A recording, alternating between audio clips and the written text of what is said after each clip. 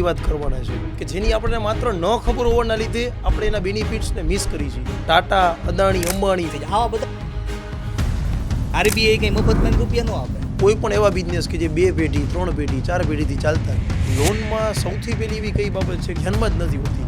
Loan શબ્દ આવે ને બધાય વાપરતા હોય પણ બધા એના દૂર ભાગતા હોય. પૈસા આવે ને કે હા આવી ગયા કરોડ રૂપિયા, જરૂર છે 50 લાખની, સૌથી પહેલા ગવર્મેન્ટના ચોપડે આવી જાય. બેંક પૈસા દે કોઈ દી એક રૂપિયો ન દે અને એનાથી ગવર્મેન્ટને બેનિફિટ થાય. બટ એ એક્સપર્ટ છે તમારામાંથી ભૂલ ગોતવાનું. જેવો તેવો વ્યક્તિ ગમે એ ન બની શકે કે વાય ભાઈ એમએસએમઈમાં તમે છો કે નથી. એમએસએમઈ શું છે? ઓહો આ તો સાહેબ ઇન્ટરેસ્ટિંગ પૂછ્યું. આ મારે જોવું પડશે કે 7 વર્ષ છે 90% સ્ટાર્ટઅપ ફેલ થઈ જાય તો હવે ફંડ ક્યાંથી લેવું? ગવર્મેન્ટના ભરોસે આપણે બેઠા રહી. આઈડિયાને ઓવર ઇન્ફેસિસ ફાડી નાખો, તોડી નાખો, ધાર કાઢવાનું આપણે ભૂલી જાય. તો ક્યાંક ને ક્યાંક રેસમાંથી આઉટ જ થવાના છે. એવો એક વર્ડ યુઝ કરી સિવિલ સ્કોર. સૌથી સારામાં સારું પ્લેટફોર્મ કયું? તો બધાય ન લઈ લે. પૈસા જોતા તમારે કરવાનું શું? કોને મળે ને કોને ના મળે? શું કરવું જિંદગીમાં? તો ક્યાંથી માલ લઈ આવીશ, ક્યાંને આપીશ, કેવી રીતે કરીશ, શું કરીશ? જે તે સમયમાં મજા આવતી ગઈ લોન લેતો ગયો, મજા આવતી ગઈ ને લોન લેતો ગયો. મિત્રતાની રૂએ મારે કરવું છે તો ગુજરાતમાં જો તમે રહેતા હોય ને તો ગવર્મેન્ટ એને સેટિંગ. હું નિરાશ થઈ ગયો. What is success? આપણે શું કરીએ? ખાલી રીલું જોવામાં સમય કાઢી નાખીએ. પેશનેટ હોવો જોઈએ. અનકન્ટ્રોલેબલ ફેક્ટર્સ, કોમન મિસ્ટેક કે જે સ્ટાર્ટઅપ ફાઉન્ડર કરતા જ હોય. દિલની બહુ નજીક એવો ટોપિક તમે અત્યારે કાઢ્યો છે.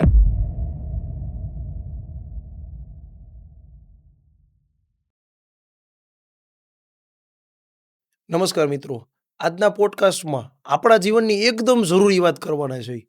કોઈ પણ મોટો બિઝનેસમેન હોય, સ્ટાર્ટઅપ ફાઉન્ડર હોય કે કોમન મેન હોય, એક વાત એવી છે કે જે આપણને હંમેશા જરૂર પડતી હોય. સામાન્ય વ્યક્તિથી લઈ ટાટા, અદાણી, અંબાણી, બિરલા સુધી બધા જ વ્યક્તિને આ વસ્તુની જરૂર છે. એ વસ્તુ એટલે લોન. તો કઈ રીતે લોન આપણને મળી શકે, એમાં કઈ કઈ એવી વાત હોય જે આપણે ધ્યાન રાખવી જોઈએ. ગવર્મેન્ટના ઘણી બધી એવી સ્કીમ્સ, યોજનાઓ છે કે જેની આપણને માત્ર ન ખબર હોવાના લીધે આપણે એના બેનિફિટ્સને મિસ કરી છીએ. તો એ કઈ છે? આ દરેક વાત ઉપર આજે ડિટેલમાં ડિસ્કસ કરવાના છે. સો આજના પોડકાસ્ટ, તમે એક બિઝનેસમેન છો, એક સ્ટાર્ટઅપ ફાઉન્ડર છો કે ભવિષ્યમાં બિઝનેસ કરવાના છો, દરેક વ્યક્તિ માટે બહુ જ યુઝફુલ છે. સો આજના પોડકાસ્ટ માટે આપણને ગુજરાતના એમએસએમઈ અને સબસિડીના કન્સલ્ટન્ટ અને બહુ જ એક્સપિરિયન્સ એવા કેવિનભાઈ પાગડારને આપણે ઇન્વાઇટ કર્યા છે. સો પ્લીઝ તમે આજના કન્વર્ઝેશનને એન્જોય કરો. કેવિનભાઈ, તમારું એમપી ટોક્સના સ્ટુડિયોમાં સ્વાગત છે. થેન્ક યુ વેરી મચ માતંગભાઈ. સૌથી પહેલી વાત મારે તમને જો કરવી હોય કે બધા જ વ્યુઅરે અથવા ઓડિયન્સે શું કામ આપણને 1 કલાક સુધી, આગળની 1 કલાક સુધી આપણને સાંભળવા જોઈએ, તો એ વાત શું હોઈ શકે? બહુ ઇમ્પોર્ટન્ટ અને ઇન્ટરેસ્ટિંગ ક્વેશ્ચન છે કે વાય લોકો પોતાની જિંદગીમાં અત્યારે 3 સેકન્ડ ઇલાકો આપતા પહેલા વિચાર કરે. રીલમાં આપણે જોઈએ ને સ્ક્રોલિંગ થતું હોય તો શા માટે કોઈ અડધી કલાક, 1.5 કલાક આપને સાંભળે? તો એનું રીઝન અહીંયા એ છે કે દરેકે દરેક વ્યક્તિ કાં તો બિઝનેસ કરે છે, કાં તો નોકરી કરે છે, કંઈક કમાણી તો કંઈક એનું સાધન છે XYZ. તો કઈ રીતે એની સાથે કનેક્ટેડ, આપણી લાઈફ સાથે કનેક્ટેડ એક બહુ ઇમ્પોર્ટન્ટ વસ્તુ જેને કહેવાય લોન. હવે લોન શબ્દ આવે ને બધાય વાપરતા હોય પણ બધા એના દૂર ભાગતા હોય. એની માહિતી લેવાની વાત આવે ને ત્યારે એમ થાય કે ઓહો આ તો બધું મને ખબર છે. સાચું. પણ કઈ રીતે એને પ્રોપરલી મેનેજ કરી શકાય? ગવર્મેન્ટની કઈ કઈ ટાઈપની સબસિડીઝ અવેલેબલ હોય, સેન્ટ્રલ ગવર્મેન્ટની કઈ છે, ગુજરાત ગવર્મેન્ટની કઈ કઈ સબસિડીઝ છે, કઈ રીતે ગવર્મેન્ટની ઘણી બધી એવી યોજનાઓ છે કે જે આપણા બિઝનેસમાં આપણને હેલ્પફુલ થઈ શકે, કઈ રીતે લોનને આપણે પ્રોપરલી મેનેજ કરીએ, સબસિડીનો પ્રોપર બેનિફિટ આપણે લઈએ તો લાખો રૂપિયા, ઇવન કરોડો રૂપિયાનો આપણે બેનિફિટ લઈ શકીએ, એના રિલેટેડ આપણે ડિસ્કશન કરવાના છીએ. અને મને એ વાતનો પૂરો વિશ્વાસ છે કે જો કોઈ વ્યક્તિ શાંતિથી નોટિફિકેશન ઓફ કરીને બીજા બધાય આને સાંભળશે ને તો એની લાઈફમાં ડેફિનેટલી વેલ્યુ મળશે અને આ જે ડિસ્કશન છે એનાથી એને ડેફિનેટલી બેનિફિટ. તમારી વાત સાથે ટોટલી એગ્રી છું. કારણ કે ઘણી બધી વાર એવું થતું હોય કે માત્ર ન ખબર પડવાના લીધે, નોલેજ નથી એટલે એ બેનિફિટ આપણે લઈ નથી શકતા. તો આજે આપણે એમએસએમઈથી સ્ટાર્ટ કરી, કારણ કે આજે એક કહેવાય ને ટ્રેન્ડ છે કે દરેક વ્યક્તિને, એમાં ખાસ ગુજરાતમાં બિઝનેસ આપણા બ્લડમાં હોય આવું કહેવાય. તો ગુજરાતના દરેક વ્યક્તિ ભલે નાનો હોય મોટો હોય, એનો ક્યાંક ને ક્યાંક એવો ગોલ હોય છે હું બિઝનેસ સ્ટાર્ટ કરું. તો એમએસએમઈ શું છે અને એના કયા એવા બેનિફિટ્સ છે કે જે આપણને માત્ર ખબર નથી? હકીકતમાં એક એમએસએમઈ ફાઉન્ડર તરીકે એની વસ્તુ ખબર જ હોવી જોઈએ. તો એ કેવિનભાઈ શું હોઈ શકે? સિમ્પલ ભાષામાં આપણે એમએસએમઈ એટલે મોટા ભાગના જે બિઝનેસ, 90% આપણી આસપાસના જે બધા બિઝનેસ છે ને એમએસએમઈમાં ક્યાંક ને ક્યાંક આવતા જ હોય. એમએસએમઈનો મતલબ થાય માઇક્રો, સ્મોલ અને મીડિયમ એન્ટરપ્રાઇઝ. આ એમએસએમઈનો સિમ્પલ મતલબ થાય. એની બહુ સિમ્પલિસ્ટિક ડેફિનેશનમાં આપણે જઈએ ને કે જો કોઈ પેઢીનું ટર્નઓવર 500 કરોડથી નીચે હોય ને તો એ બધા એમએસએમઈમાં આવે. ઓલમોસ્ટ બધા લોકો કવર થતા જ હોય, બરાબર. એમએસએમઈ કોને કહેવાય? એમણમ તમે ધંધો કરો છો તો તમે એમએસએમઈ થઈ ગયા. માનો કે તમે 500 કરોડ નીચે ટર્નઓવર છે, પણ તમે એમએસએમઈ તમને કન્સિડર કરવામાં આવશે, ગવર્મેન્ટની એમએસએમઈની યોજનાનો બધો બેનિફિટ તમને મળવામાં આવશે બાય ડિફોલ્ટ? તો કે એવું નથી.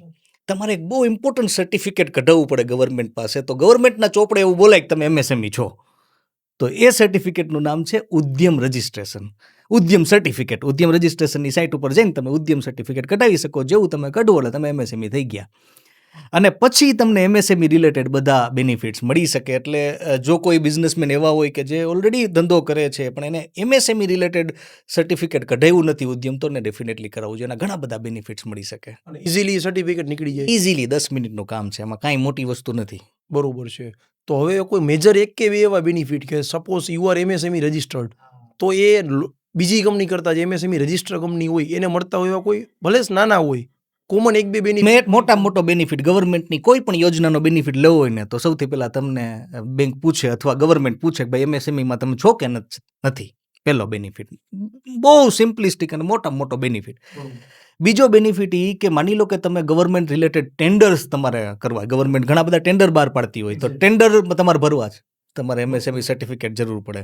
તમારે માની લો કે તમારી લોન ચાલે છે પેઢી ઉપર અને તમારી લોનને બંધ કરવી છે, ફોરક્લોઝર ચાર્જ કહેવાય, બંધ કરવા માટે ચાર્જ લગાડતી હોય બેંક, તો ફોરક્લોઝર ચાર્જ તમને એમએસએમઈ હોય તો માફ મળે. આવા તો અનેક બેનિફિટ્સ છે કે જે એમએસએમઈ સાથે કનેક્ટેડ છે. ટૂંકમાં આપણી વાતને તમને કહું ને એનો સમરાઇઝ કરું ને તો ધંધો કરતા હોય, તમે સર્વિસમાં હોય, ટ્રેડિંગમાં હોય, મેન્યુફેક્ચરિંગમાં હોય, તમારે ઉદ્યમ સર્ટિફિકેટ કઢાવી લેવું જોઈએ.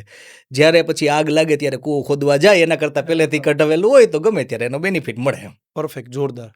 એક વસ્તુ છે સ્ટાર્ટઅપ, ટૂંકમાં એવા ઇનોવેટિવ આઈડિયાઝ કે જે બીજાને નથી આવતા. જનરલી મને સ્ટાર્ટઅપની ડેફિનેશન શું સમજે છે કે ભાઈ પહેલાં કોઈ નહોતું કરતા, અમે કોઈ પ્રોબ્લેમ ઓબ્ઝર્વ કર્યો, એ પ્રોબ્લેમનું સોલ્યુશન ગોઈતું અને એના રિલેટેડ કોઈ પ્રેક્ટિકલ યુઝફુલ અપ્રોચ કરી અને બિઝનેસ બનાવ્યો એટલે કે સ્ટાર્ટઅપ. તો હકીકતમાં તમે આવડા એક્સપર્ટ્સ છો, ઘણી બધી વસ્તુ સાથે જોડાયેલા છો, તો સ્ટાર્ટઅપની ડેફિનેશન તમારા મત મુજબ ગવર્મેન્ટ કોને સ્ટાર્ટઅપ ગણે છે અને કોને નથી ગણતું? વાહ વાહ વાહ, બહુ જ સરસ સવાલ. મારા દિલની બહુ નજીક એવો ટોપિક તમે અત્યારે કાઢ્યો છે અને એના ઉપર આપણે ડિસ્કશન કરીએ. તો એક તો ગવર્મેન્ટના ચોપડે સ્ટાર્ટઅપ કોને કહેવાય એને જોઈ, અને બીજું એકચ્યુઅલ સ્ટાર્ટઅપ કોને કહેવાય અને સ્ટાર્ટઅપનો પાવર શું છે એની આપણે વાત કરીએ. સૌથી પહેલાં ગવર્મેન્ટના ચોપડે આવી જાય, કારણ કે લોકોને પહેલાં એ જો કે ગવર્મેન્ટમાં મારું નામ કેમ બોલે, હું સ્ટાર્ટઅપ છું. હા, તો એની પહેલી રિક્વાયરમેન્ટ એલિજિબિલિટી ક્રાઇટેરિયાની વાત કરીએ ને તો તમારી પેઢી છે ને એ 10 વર્ષથી જૂની ના હોવી જોઈએ. તમારે સ્ટાર્ટઅપનું સર્ટિફિકેટ કઢાવવું છે તો 10 વર્ષ જૂની પેઢી હોય તો ન મળે. બીજી, તમારી પેઢી પ્રોપરાઇટરશિપ ના હોવી જોઈએ. તમે પાર્ટનરશિપ છો, લિમિટેડ લાયબિલિટી પાર્ટનરશિપ એટલે કે એલએલપી છો અથવા પ્રાઇવેટ લિમિટેડ છો, okay, you are good to go, તમને મળી શકે.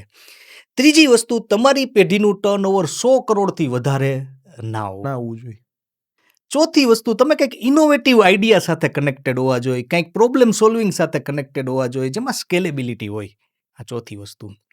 પાંચમી વસ્તુ, તમે સ્ટાર્ટઅપનો બેનિફિટ લેવા માટે જે ઓલરેડી પેઢી ચાલે છે, 5 પાર્ટનર ચાલે છે, 2 નીકળી ગયા ને 3ને રાખીને તમે એમ કે નવી પેઢીને હવે મારે રજીસ્ટર કરાવવું, એમ ન ચાલે.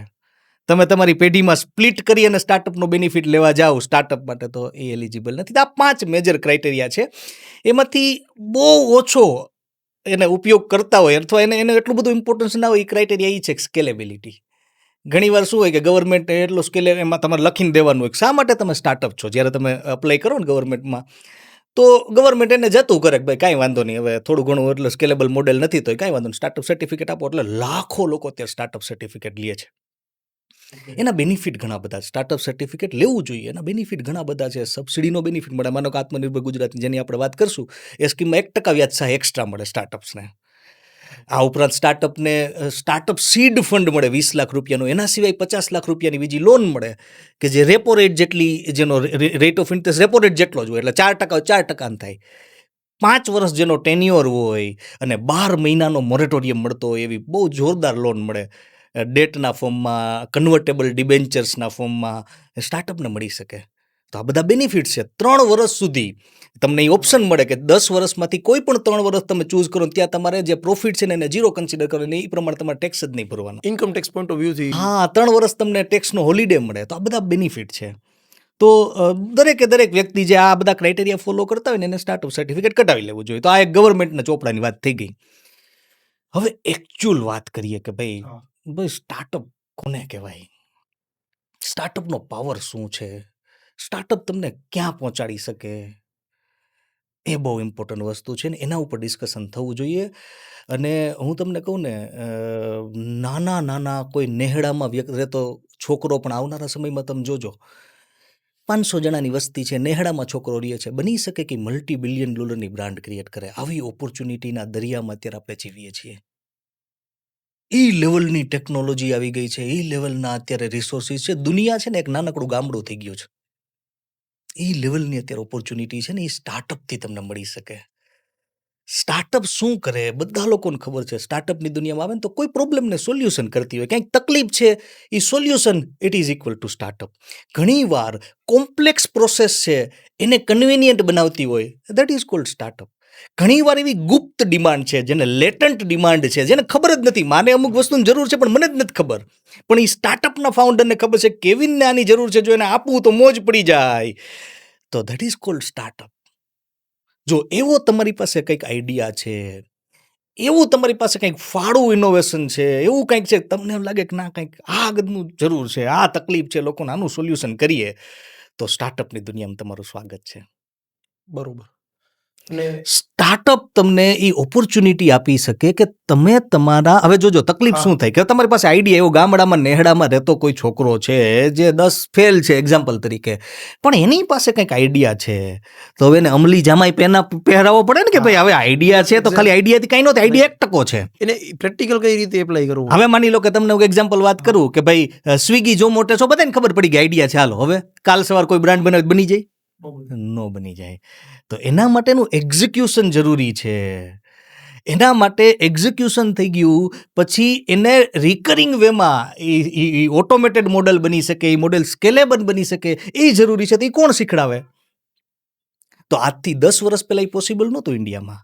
આજે ઘણા બધા એવા ઇન્ક્યુબેટર્સ છે, ઘણા બધા એવા એક્સેલરેટર્સ છે કે જેમાં તમે IIM લેવલની જે એશિયાની ટોપ નોચ ઇન્સ્ટિટ્યૂટમાં તમે ત્યાં જઈ શકો, ત્યાંથી મેન્ટર પાસે શીખી શકો અને તમે ક્યાંક ને ક્યાંક તમારા આઈડિયાને એક્ઝિક્યુશનની દિશામાં આગળ વધારી શકો. બીજી વસ્તુ, સ્ટાર્ટઅપના ફાઉન્ડરમાં અમુક ગુણો હોવા જોઈએ. જેવો તેવો વ્યક્તિ ગમે એ ન બની શકે. કેવો પેલો તો ગુણ એ કંઈ ગાંડો હોવો જોઈએ, પોતાના આઈડિયા માટે પેશનેટ હોવો જોઈએ કે ભાઈ ફાડી નાખો, તોડી નાખો. ભલે જો તમને કહો 90% સ્ટાર્ટઅપ ફેલ થઈ જાય, પણ 10% સ્ટાર્ટઅપ દુનિયાને એક નવી ડિરેક્શન આપતા હોય જે સક્સેસફુલ થાય. જરૂરી નથી કે તમે કોઈ આઈડિયા લીધો તમે સક્સેસફુલ જ જાઓ, પણ એ આઈડિયા પાછળનું તમારું ગાંડ પણ છે ને એ ફ્યુલ છે કે જે તમને એક અલગ ડિરેક્શનમાં લઈ જાય. એક્ઝિટ આઈડિયા તમે કોઈ પણ દુનિયાના કોઈ પણ સ્ટાર્ટઅપના ફાઉન્ડરને તમે જુઓ, એની અંદર તમને ગાંડ પણ દેખાશે, એક પેશન દેખાશે, ને એની અંદર એ ઉત્સાહ દેખાશે કે ના પાડી દેવા છે, માર્કેટમાં કંઈક એવું આપવું છે કે જે માર્કેટની ડિરેક્શન નાખી એની થોટ પ્રોસેસને લોકોને ચેન્જ કરી શકે, એની લોકોને જીવવાની મેથડમાં ચેન્જ કરી શકે. આ લેવલનું ગાંડ પણ હોય. તમે જુઓ માર્ક ઝુકરબર્ગની સ્ટોરી, તમે જુઓ મેટાનો માલિક, ફેસબુક ઇન્સ્ટાગ્રામનો માલિક, જ્યારે એને ફેસબુક ચાલુ કર્યું ને ત્યારે એની કોલેજની સિસ્ટમને એને હેક કરી નાખી. જોજો હેક કરવી એ સારું ખોટું એ પછી આપણે વિચાર કરી લેશું, પછી એને પકડો. તમે એનું બહુ સરસ મૂવી છે સોશિયલ નેટવર્ક કરીને, તો તમે એ જોશો ને તો તમને ખ્યાલ આવશે કે એને પકડો, એને બોલાવ્યો કે ભાઈ આવા ધંધા કરવાના, આપણી જ કોલેજનું તું હેક કરશો, તને હવે પેનલ્ટી મળશે, તને કાઢી મૂકશું. ત્યારે એ ગાંડો માણસ, એ 3 રાત ત્યાં હૂતો નહોતો, પાડી દેવું એમ, એ એક ગાંડ પણ એમ. તો એને કીધું તમારે મને પેનલ્ટી તો આપો કે ન આપો, પહેલાં તમારે મને એવોર્ડ દેવો જોઈએ. બરોબર. કેમ ભાઈ એવોર્ડ? તને કેમ એવોર્ડ દેવાનો? એ કે એવોર્ડ એટલા માટે કે મેં તમને બતાવ્યું કે આપણી કોલેજનું જે સિસ્ટમ છે ને હેકેબલ છે. મેં તમારા પ્રોબ્લેમને બતાવી દીધો કે આ હેક થઈ ગઈ, આ તો આજે મેં કર્યો, કાલ બીજો કોઈ કરી જાય, તમે ધ્યાન નહીં દો તો તમે મને એવોર્ડ દો.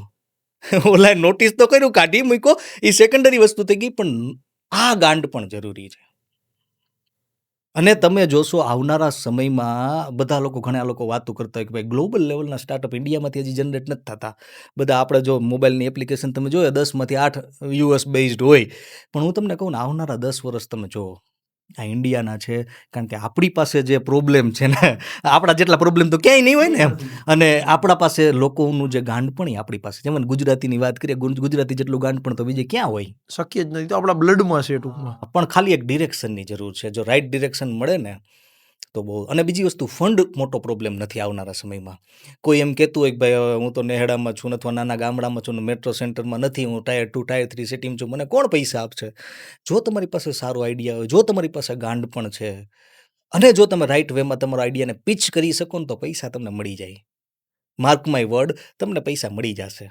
એટલા બધા અત્યારે નવા નવા સ્ટાર્ટઅપ રિલેટેડ ફંડ્સ છે, સ્ટાર્ટઅપ રિલેટેડ ઘણા બધા એવા ઓર્ગેનાઇઝેશન્સ છે, ઇન્ક્યુબેટર્સ છે, એક્સલરેટર્સ છે, ઘણી બધી યુનિવર્સિટીઝ છે કે જેને ગવર્મેન્ટે નોમિનેટ કરી. ત્યાં તમે તમારા આઈડિયાને પિચ કરો, ત્યાં તમે તમારી રીતે જાઓ, આગળ વધો, અને પૈસા પ્રોબ્લેમ નથી અત્યારના સમયમાં. ઓકે, સ્ટાર્ટઅપ ઉપર જ છે તો એમાં આપણે આગળ વધી. ઇનિશિયલ ફંડિંગ જોતું હોય સ્ટાર્ટઅપને, તો ક્યાં 2-3 રસ્તા છે ફ્રોમ ગવર્મેન્ટ સાઇડ અથવા પ્રાઇવેટ જોતું હોય તો કઈ રીતે એને જો હું તમને બહુ સરસ વસ્તુ, ઇનિશિયલ માની લો કે તમારું ફંડ જોતું છે, 5-25 લાખ રૂપિયા જોતા છે એક્ઝામ્પલ તરીકે, તો ક્યારેય પણ જો તમારી પાસે વ્યવસ્થા થઈ શકે એમ હોય ને, તો તમારા પોતાના જ પૈસા નખાય.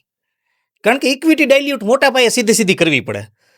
તમે સમજો, ઇક્વિટી ડાયલ્યુટની વાત છે, કોકને ભાગ દેવો પડે. હવે તમને એમ છે સારો આઈડિયા છે, એમાં 5 લાખ રૂપિયા નાખીને અત્યારે આપણું ગાડું હાલે એમ છે, તો માર્કેટમાંથી તમે પીચ કરવા જાઓ ને બીજો 5 લાખ 10 લાખ વાળો ગોતો ને, તમને એમ કે 20% મારા થાય, તો લાઈફ ટાઈમ તમારી 500 કરોડની બ્રાન્ડ થશે ને, એને 20% દેવા જ પડશે. એટલે પેલો પ્રયત્ન એવું જ કરવાનો કે જ્યાં સુધી આપણું ફંડિંગ થી જો એનું સોલ્યુશન થઈ શકતું હોય તો રાઇઝ કરવાની બહુ નીડ નથી. તો શા માટે રેઇઝ કરે? આ પ્રેક્ટિકલ નથી. પણ અત્યારે શું છે કે બધાય પીચ કરે, તો હાલો હું પીચ કરું, એવું ના કરાય.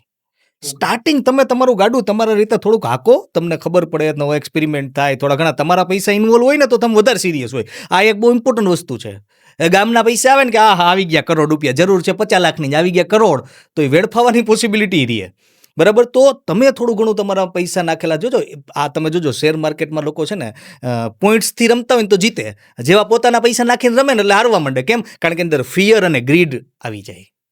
આ હ્યુમન ઇમોશન્સની આવી જાય. થોડા ઘણા તમારું ઇન્વોલ્વમેન્ટ હોય ને સ્ટાર્ટિંગમાં, તો તમે એ સિરિયસનેસ આઈડિયાની હોય, એટલે એ બહુ સારું. સ્ટાર્ટિંગમાં પૈસા ના લેવા જોઈએ. જરૂર, હા તમારી પાસે કાંઈ નથી, કાંઈ એટલે કાંઈ બીજો કોઈ વિકલ્પ જ નથી, તમે ભાડે રહ્યો છો ને તમારે દરરોજના પૈસા કમાઈને કરવો, પણ તમારી પાસે સારો આઈડિયા તમે લ્યો, તમે સ્ટાર્ટિંગમાં ફંડ ઉપાડો, વાંધો નહીં. તો હવે ફંડ ક્યાંથી લેવું? એક્ઝેક્ટ.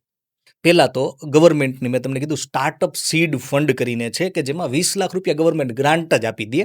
તમારો આઈડિયા જોવે, એક્ઝિક્યુટ કરે, એની સ્ટ્રેટેજી છે કે એમાં એ આઈડિયાને બધા ચેક કરે, એની પેનલ ચેક કરે, અને ઓકે લાગે તો 20 લાખ રૂપિયા તમને આપે. કાલ્યો કાંઈ વાંધો નહીં, આની ઉપર તમે બનાવો, મોડેલ તમારું બનાવો, આઈડિયાને થોડુંક વ્યવસ્થિત એને એક્ઝિક્યુટ કરો. એને થોડા ડીપમાં આપણે સ્ટેપ જોવા હોય કે સ્ટાર્ટઅપ સીડ ફંડ માટે પ્રોટોટાઇપ બનાવો, એવું કહેવાય એને, કે ભાઈ પ્રોટોટાઇપ બનાવો, એના માટે 20 લાખ આપે. હવે એ બની ગયું, વ્યવસ્થિત થઈ ગયું, નાના લેવલે બધું ચેકિંગ થઈ ગયું, પછી એને માર્કેટમાં ઉતારવું છે, બીજા 50 લાખની લોન આપે.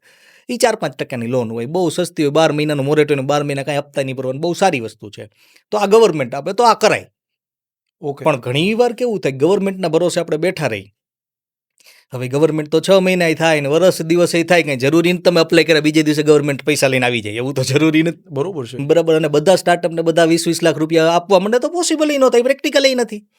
તો તમારો આઈડિયા સારો છે, તમારે પહેલાંની અપ્લાય કરી દેવાય, મળે તો બહુ સારું, એમાં શું જાય આપણું, એમાં કંઈ નુકસાન નથી. એના કોઈ કેવિનભાઈ ક્રાઇટેરિયા કે આમને મળવાની પોસિબિલિટી વધારે ને આમને ના બી મળે, like step wise procedure? Suppose મારે કરવું જ છે, મારે ગવર્મેન્ટનું જે સ્ટાર્ટઅપ સીડ ફંડિંગ છે એનો ઉપયોગ કરવો છે, તો એમાં થોડું ડીપમાં આપણે જવું હોય. બહુ સરસ સવાલ છે તમારો.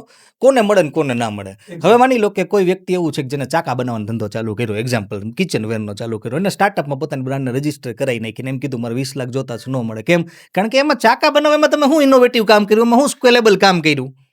એક્ઝેક્ટ. પણ તમારી પાસે એવો આઈડિયા છે કે આ જે ચાકુ છે ને ગ્લોબલ લેવલ ઉપર હું કઈ રીતે પહોંચાડી શકું, ગ્લોબલ લેવલ ચાકાની નીડ શું છે ને ઇન્ડિયામાં શું નીડ છે, ને એવી રીતનો તમારો પાસે સ્ટ્રેટેજી કે અત્યારના ચાકામાં આ પ્રોબ્લેમ છે ને મારું ચાકુ આ રીતનું. એક્ઝામ્પલ હું તમને આપું છું, that is not the exact.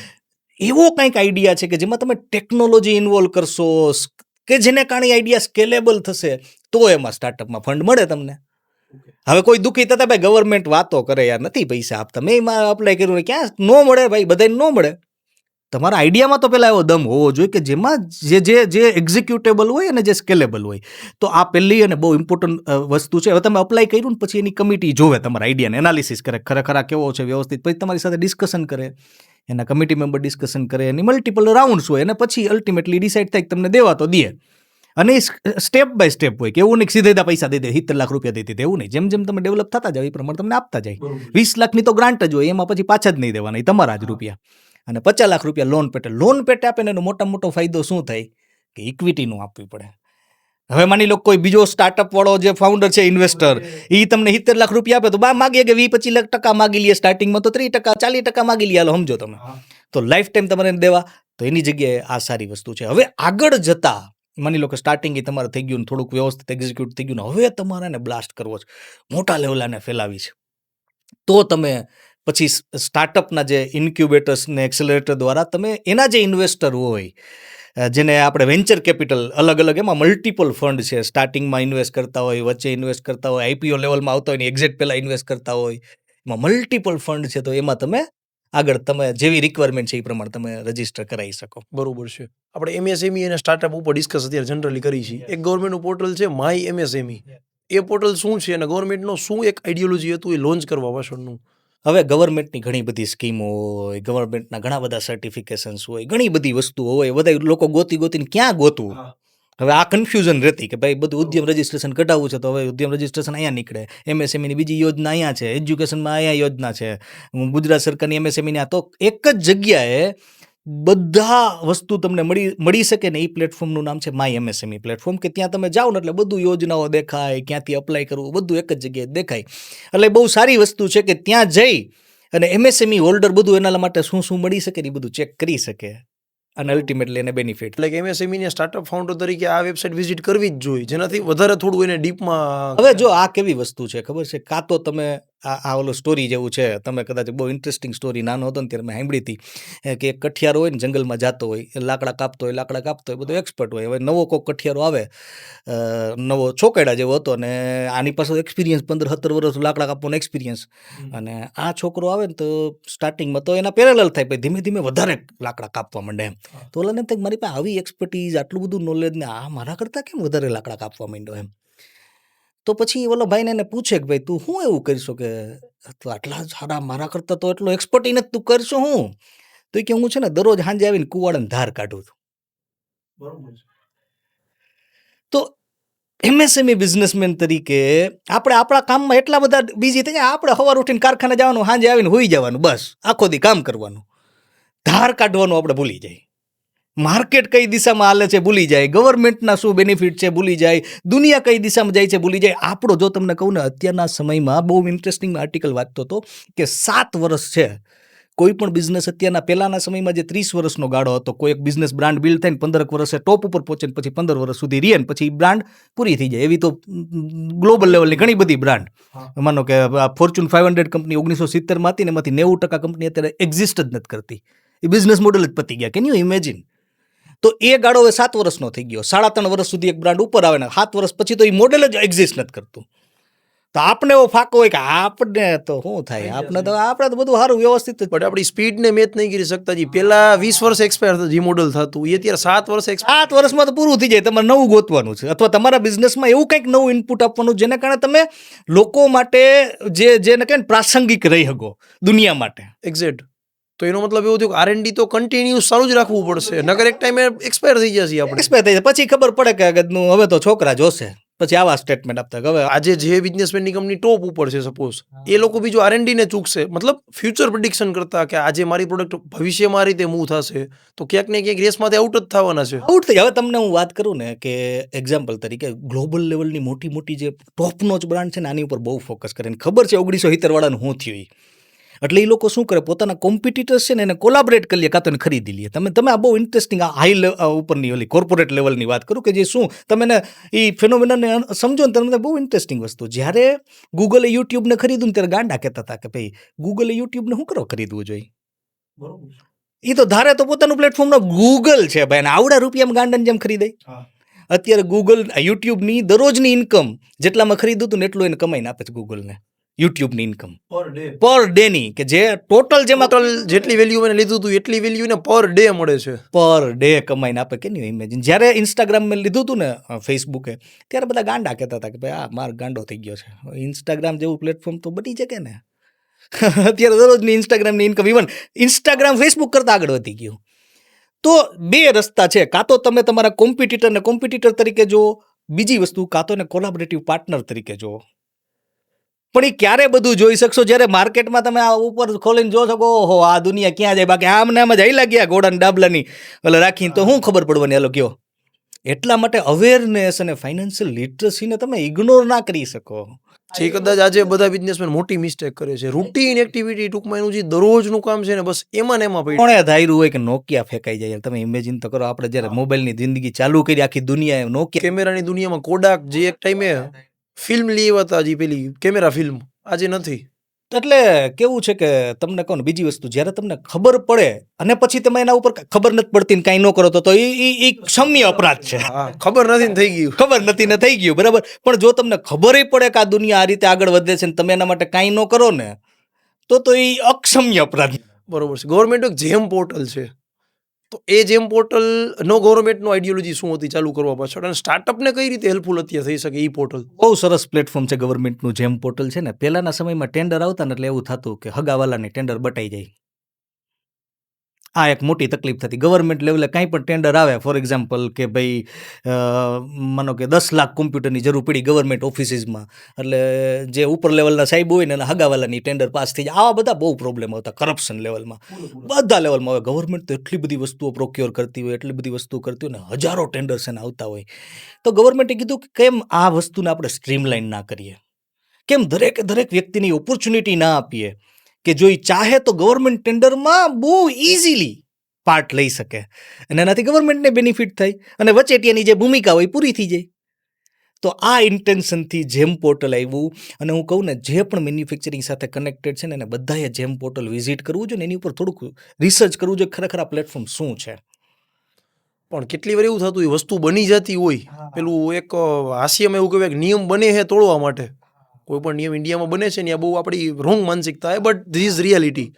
જેમ પોર્ટલની ટ્રાન્સપરન્સી કેટલી, લાઈક કેવું પોર્ટલ ગવર્મેન્ટ બનાવી દે, ગવર્મેન્ટની હજારો વસ્તુ એવી છે, આપણે નામ સાથે મેન્શન નહીં કરી કે જે બનેલું છે એનો પર્પઝ સારો હતો, વેલ ઇસ્ટાબ્લિશ છે, બટ એની ટ્રાન્સપરન્સી એવી નથી. હું તમને સાચું કહું ને, બહુ જ ટ્રાન્સપરન્ટ પ્લેટફોર્મ છે. હું ખાલી કહેવા માટે નથી કહેતો. હા, 5,000 કરોડ 10,000 કરોડના ટેન્ડર કોને જાય એની ઉપર આપણે ફોકસ નથી કરતા. એને જે નોર્મલ છે 2-5 કરોડ 10 કરોડ 25 કરોડ 50 કરોડના ટેન્ડરની વાત છે, બરાબર. તો એમાં બહુ ટ્રાન્સપરન્ટ છે. મારા કેટલા બધા એવા મિત્રો છે કે જે લોકો જેમ પોર્ટલમાં કરોડો રૂપિયાનું ટર્નઓવર કરે છે, કરોડો રૂપિયાનું. Can you imagine? મેં જ્યારે ડિસ્કશનમાં પૂછ્યું કે તારો કોણ મોટા બાય કે ગવર્મેન્ટ, મેં કીધું કેવી રીતે ભાઈ? તો એણે મને બધી સ્ટોરી કીધી. એવા ઘણા બધા રાજકોટમાં એવા મિત્રો છે કે જેમ પોર્ટલ ઉપર કરે છે, કોઈ ગવર્મેન્ટ એને સેટિંગ નથી, એને કોઈ પોલિટિકલ પાર્ટી સાથે કોઈ કનેક્શન નથી. જેમ પોર્ટલનો મતલબ થાય ગવર્મેન્ટ ઈ માર્કેટ પ્લેસ, જ્યાં બાયર એક જ હોય અને સેલર મલ્ટિપલ હોય. બાયર કોણ? તો કે ગવર્મેન્ટ, અને સેલર કોણ? તો કે આપણા બધા જેવા. બરાબર. એમાં બે રીતે ઓર્ડર મળતા હોય, ડાયરેક્ટ ઓર્ડર મળતા હોય, બીજું તમારે ટેન્ડરમાં બીડ કરવાની હોય. હવે એવું નથી કે હવે માનો 100 કરોડની માનો કે એક્ઝામ્પલ તરીકે બીડ આવી અને કોઈ માનો કે જેને ચાલુ કર્યું એમ કે હું બીડ કરી નાખું, તો ન થાય. એના ક્રાઇટેરિયા હોય કે ભાઈ તમારું આટલું ટર્નઓવર હોવું જોઈએ, તમે આટલા વર્ષ જૂના હોય તો જ તમે એને વ્યવસ્થિત ન્યાય આપી શકો. તો બરોબર છે. ઇલિજિબિલિટી ના જ હોય, સીધું એમ કહો કે હું 100 કરોડનો કોન્ટ્રાક્ટ કરું, પણ તમે આની પહેલા કર્યા જ નથી 10 કરોડના 5 કરોડના. હા, તો કેવી રીતે થઈ શકે? હવે માની લો કે ઇલેક્ટ્રોનિક આઇટમથી લઈને પાઇપ ફિટિંગથી લઈ અને મેન્યુફેક્ચરિંગની કેટલી બધી એવી વસ્તુ છે કે જે ડે ટુ ડે ગવર્મેન્ટમાં જરૂર પડતી હોય અને જેમ પોર્ટલ દ્વારા લોકો એને સપ્લાય કરતા હોય ને, બહુ સારો એક્સપિરિયન્સ છે લોકોનો. ઘણા બધા સ્ટાર્ટઅપ સાથે તમે જોડાયેલા છો, ડાયરેક્ટલી અને ઇનડાયરેક્ટલી. તો કોઈ એક કે બે એવી કોમન મિસ્ટેક કે જે સ્ટાર્ટઅપ ફાઉન્ડર કરતા જ હોય, એ ફાઇનાન્સ રિલેટેડ હોઈ શકે, ઓપરેશનલ એક્ઝિક્યુશનમાં બી હોઈ શકે, કે ગવર્મેન્ટની કોઈ સ્કીમને અવેલ કરવામાં બી હોઈ શકે. તમે ઓબ્ઝર્વ કરેલી એક કે બે મિસ્ટેક એવી કઈ કે જે સ્ટાર્ટઅપ ફાઉન્ડર કરતા જ હોય? બહુ ઇમ્પોર્ટન્ટ તમે આ સરસ સવાલ પૂછ્યો કે સૌથી મોટામાં મોટી મિસ્ટેક એ હોય ને કે આઈડિયાને ઓવર એમ્ફેસિસ આપતા હોય. આઈડિયા તો સારો જ છે, માની લો કે એને ખબર પડી ગઈ આ બહુ મોટો પ્રોબ્લેમ છે ને મારે પાસે હવે મને એમ કે જડીબુટી લાગી ગઈ, એવું નથી થતું. આઈડિયા તો ઇમ્પોર્ટન્ટ છે, એ એવી બારી છે કે ત્યાંથી તમે એન્ટર થાવ, પણ આગળ જતાં એનું એક્ઝિક્યુશન તમે કઈ રીતે કરશો, કયા રીતે એનો એક્ઝિક્યુશનનો પ્લાન, એની સ્ટ્રેટેજીનો પ્લાન, એમાં ક્યાંક ને ક્યાંક એઝ અ સ્ટાર્ટઅપ ફાઉન્ડર લોકો મિસ કરતા હોય. એને કહેવાય નો બ્રેઇનર આઈડિયા. તમારી પાસે નો બ્રેઇનર આઈડિયા હોવો જોઈએ. નો બ્રેઇનર એટલે તમે ગમે ને એ સ્ટ્રેટેજી બતાવીને તમને એમ થાય કે આમ જ હોય, જો આમ થાય તો આમ થાય જ ને. જ્યાં સુધી તમારી પાસે એ આઈડિયાની પાછળની નો બ્રેનર સ્ટ્રેટેજી નથી ત્યાં સુધી એક રૂપિયો એમાં ન નખાય. હવે એના માટે કરવું શું પડે? 2 દિવસ મોબાઈલ બંધ કરીને એક રૂમમાં બેસીને તમારી સાથે પાર્ટનર્સને જે કનેક્ટેડ લોકો હોય ફિલ્ડ સાથે એની સાથે બ્રેઇન સ્ટોર્મિંગ કરવું પડે. તમારી કોર ટીમને લઈને કોર ટીમને લઈને કે આમાં શું કરીએ. પહેલા તો કાગળિયા ઉપર તમે અબજોપતિ બનો, કાગળિયા ઉપર તો બિલિયનિયર બનો. એ કાગળિયામાં જે તમારો પ્લાન છે એમાં તાકાત હોવી જોઈએ કે $1 બિલિયન આઈડિયા હોય, પછી માર્કેટમાં તમે ઉતરો. એમણમ તમે લડવા ઉતરી ગયા, ત્યાં જઈને ખબર પડી કે ઓહો તલવાર તો ઘરે ભૂલી ગયો, પછી શું થાય? બરોબર છે. કેટલી વખત ઓન પેપર જ આઈડિયા પ્રૂવન ન હોય. ઓન પેપર જ પ્રૂવન હોય. આઈડિયા સારો છે, માર્કેટમાં ડિમાન્ડ છે, પણ એક્ઝિક્યુશનની કોઈ સ્ટ્રેટેજી પાવરફુલ ના હોય. બેંક વાળો એને પૂછે કે ભાઈ કઈ રીતે તું ક્યાંથી માલ લઈ આવીશ, ક્યાંને આપીશ, કેવી રીતે કરીશ, શું કરીશ, તો 5 પ્રશ્નનો જવાબ આપે ને હાથના ન આવડતા હોય. એમ કે ઓહો આ તો સાહેબ ઇન્ટરેસ્ટિંગ પૂછ્યું, આ મારે જોવું પડશે. તો ઓલો બેંક પૈસા દે, કોઈ દી એક રૂપિયો ન દે બેંક લોનમાં. ઓકે, આ એક બહુ ઇમ્પોર્ટન્ટ વસ્તુ છે કે જે ફાઉન્ડર ભૂલ કરતા. બીજી વસ્તુ, ગવર્મેન્ટ રિલેટેડ, બેનિફિટ્સ રિલેટેડ અથવા જે ફિલ્ડમાં છે એના રિલેટેડ ડિટેલમાં રિસર્ચ ન કરતા હોય. સ્વોટ એનાલિસિસ જેને કહીએ કે આની સ્ટ્રેન્થ શું છે, વીકનેસ શું છે, ઓપોર્ચ્યુનિટી શું છે, થ્રેડ શું છે. થ્રેટ શું છે, એ રિસર્ચ ના કરતા. ગવર્મેન્ટ એને કઈ રીતે હેલ્પફુલ થઈ શકે? જો તમને કહો ને, સ્ટાર્ટઅપમાં પૈસા રોકવાવાળા કેટલા બધા લોકો હોય. નોર્મલ આજુબાજુવાળા માનો કે જમીન મકાનમાંથી 500 કરોડ રૂપિયા આવ્યા તો એ 2 કરોડ રૂપિયા નાખી દેતા હોય, તો એની આખી અલગ સ્ટ્રેટેજી હોય. એની પૂછવાની મેથડ અલગ હોય. બરાબર. અમુક સ્ટાર્ટઅપના ઇન્વેસ્ટર એવા હોય કે જેને ખબર જ છે કે જેને નક્કી કર્યું હું 10 લાખથી લઈને કરોડ રૂપિયા રોકીશ, બસ દેટ્સ ઓલ.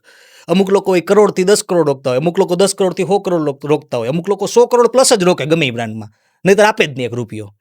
તો એના માટે રાઈટ ઇન્વેસ્ટર કોણ છે એ ચૂઝ કરવું. આ બધી એવી વસ્તુ છે જે પ્રેક્ટિકલ છે. ખોટો ઇન્વેસ્ટર ચૂઝ થઈ જાય તો આ ખબર આવીને આપણી ઓફિસ બેઠો ક્યાં પૂગ્યું. તો પછી ઓલો આપણા કામ ઉપર એક્ઝિક્યુશન ન કરવા દઈએ. પેલું આ છે ને મૂવીના એક્ઝામ્પલથી કનેક્ટ થઈ શકે. મૂવીમાં એક પ્રોડ્યુસર હોય, એક ડાયરેક્ટર હોય. પ્રોડ્યુસર એ બહુ મોટો પાર્ટ છે, કારણ કે એવો પ્રોડ્યુસર આવી જાય ડાયરેક્ટરની એની ગાઈટા કરે.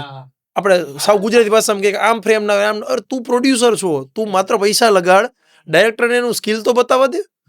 એ વસ્તુ થતી હોય. હવે આ એકદમ ઉલટો ક્વેશ્ચન કે જેમ સ્ટાર્ટઅપ ફાઉન્ડરને ઘણી બધી વાત ધ્યાનમાં હોય, તમે એવા ઘણા બધા ઇન્વેસ્ટર જોડે ટચમાં છો, કારણ કે તમારું બહુ મોટું ગ્રુપ છે ને આ જ ફિલ્ડમાં તમે વર્ષોથી કામ કરો છો. તો ઇન્વેસ્ટરને જે આજે ઘણા બધા તમે કીધું એમ ગુજરાત પાસે ન્યૂલી મેડ પૈસા ઘણા છે, લોકો ઇન્વેસ્ટ કરે જ છે. ઇન્વેસ્ટરને કઈ એક કે બે એવા પોઈન્ટ છે કે ધ્યાનમાં રાખવા જોઈએ કોઈ પણ સ્ટાર્ટઅપ ઉપર ઇન્વેસ્ટ કરતા પહેલા? શું કહું ને, તો ઇન્વેસ્ટરને પૈસા રોકવા જ છે. લ્યો, આ બહુ ક્લિયર કટ જવાબ છે. ઇન્વેસ્ટરને પૈસા, આ ટ્રુથ જ છે. મારી પાસે માન લો 100 કરોડ રૂપિયા આવે ને એક્ઝામ્પલ તરીકે, તો હું 100 કરોડમાંથી 20 કરોડ રૂપિયા સ્ટાર્ટઅપમાં રોકું. કારણ કે સ્ટાર્ટઅપ જો સ્ટાર્ટઅપ મારું સક્સેસફુલ થઈ જાય ને તો એ મને 1000 crore 2000 crore I don't know કેટલા કરોડ કમાઈને આપી દે. નિષ્ફળતાના ચાન્સીસ છે, એમાંથી 10માં હું રોકીશ તો 9 નિષ્ફળ જશે. ઓલું કેમ કહેવાય કે એકમાં હું ફિક્સ ડિપોઝિટ રોકીશ, થોડાક જમીન મકાન લઈ લઈશ, થોડુંક ઇક્વિટીમાં ઇન્વેસ્ટ કરીશ, થોડુંક ગોલ્ડમાં ઇન્વેસ્ટ કરીશ ને બાકીનું થોડુંક હું સ્ટાર્ટઅપમાં ઇન્વેસ્ટ કરીશ. આ કરવું જ જોઈએ જો પૈસા હોય ને તો. પણ તકલીફ ક્યાં આવે? કેવું થાય, આપણી ઉંમરના આપણે બે છે યંગસ્ટર્સ આજે કરે જ છે. તમે જો 2 બિઝનેસમેનને મળજો, કોઈ યંગસ્ટર્સ છે 30 વર્ષની ઉંમરમાં 100 કરોડ બનાવ્યા, તો એ વ્યક્તિની ઇન્વેસ્ટમેન્ટના સેગમેન્ટ અલગ હશે. લાઈક પપ્પાની ઉંમરના જે 2000ની સાલમાં જેની પાસે 100 કરોડ છે એનું ફિક્સ છે બહુ. તમે માર્ક કર્યું છે, લેન્ડ, ગોલ્ડ છે, એના ટૂંકમાં ઇન્વેસ્ટમેન્ટના બકેટ ફિક્સ છે. એની રીતે સાચા, જે તે સમયે એની રીતે સાચા. અને અત્યારે પણ હવે જો કેવું છે, દુનિયા બદલાઈ છે, તો કેમ એ આપણે કે ને બધા ઈંડા અલગ અલગ બાસ્કેટમાં રખાય, તકલીફ ન થાય એવું કે ને આપણે, બરાબર?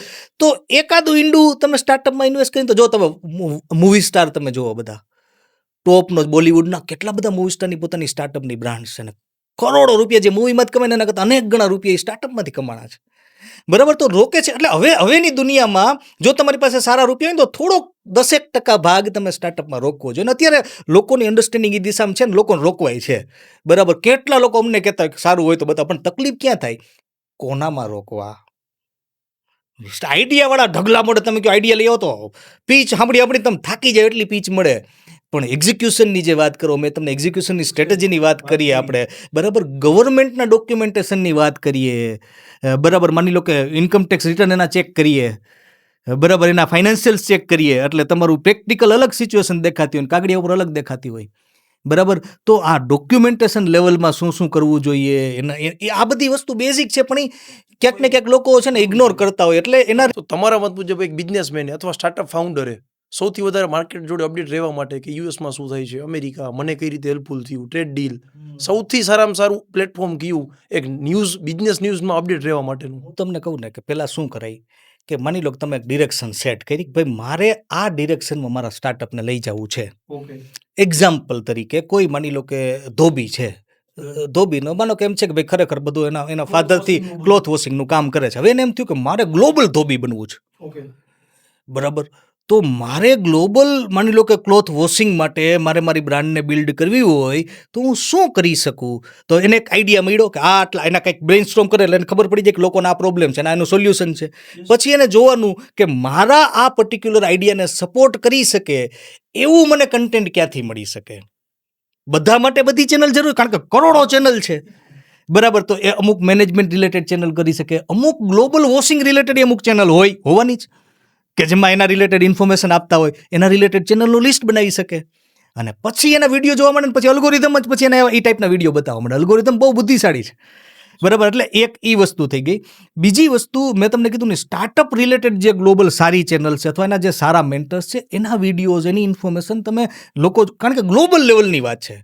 અને અત્યારે જો હિન્દી જોવું તો ઇન્ડિયામાંય બહુ સારા છે, ઇંગ્લિશ તમને ફાવતું તો ગ્લોબલ લેવલના બધા સારા જ છે, બરાબર. તો એને તમે ધીમે સ્ટડી કરતા જાઓ, સમજતા જાઓ, એને મળવાની ઓપોર્ચ્યુનિટી મળે તો મળતા જાઓ, તો ઘણી બધી વસ્તુઓ તમને શીખવા મળે, ઘણી બધી વસ્તુઓ જાણવા મળે. પર્સનલ મિટિંગ એ બહુ ઇમ્પોર્ટન્સ હોય, કારણ કે એનર્જી એક્સચેન્જ થાય તો તમને એ મળે. તો આ બધી વસ્તુ એવી છે કે એકવાર ડિરેક્શન સેટ થાય ને, એક બહુ સરસ બુક છે the 7 habits of highly effective people, Stephen કોવીની.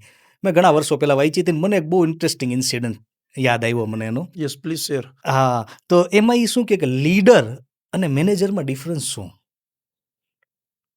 તો એને એક એક્ઝામ્પલ આપ્યું કે માની લો કે એક ઘણા બધા લોકોનું ટોળું જંગલમાં જાય છે, આખું ગ્રુપ જાય છે જંગલમાં.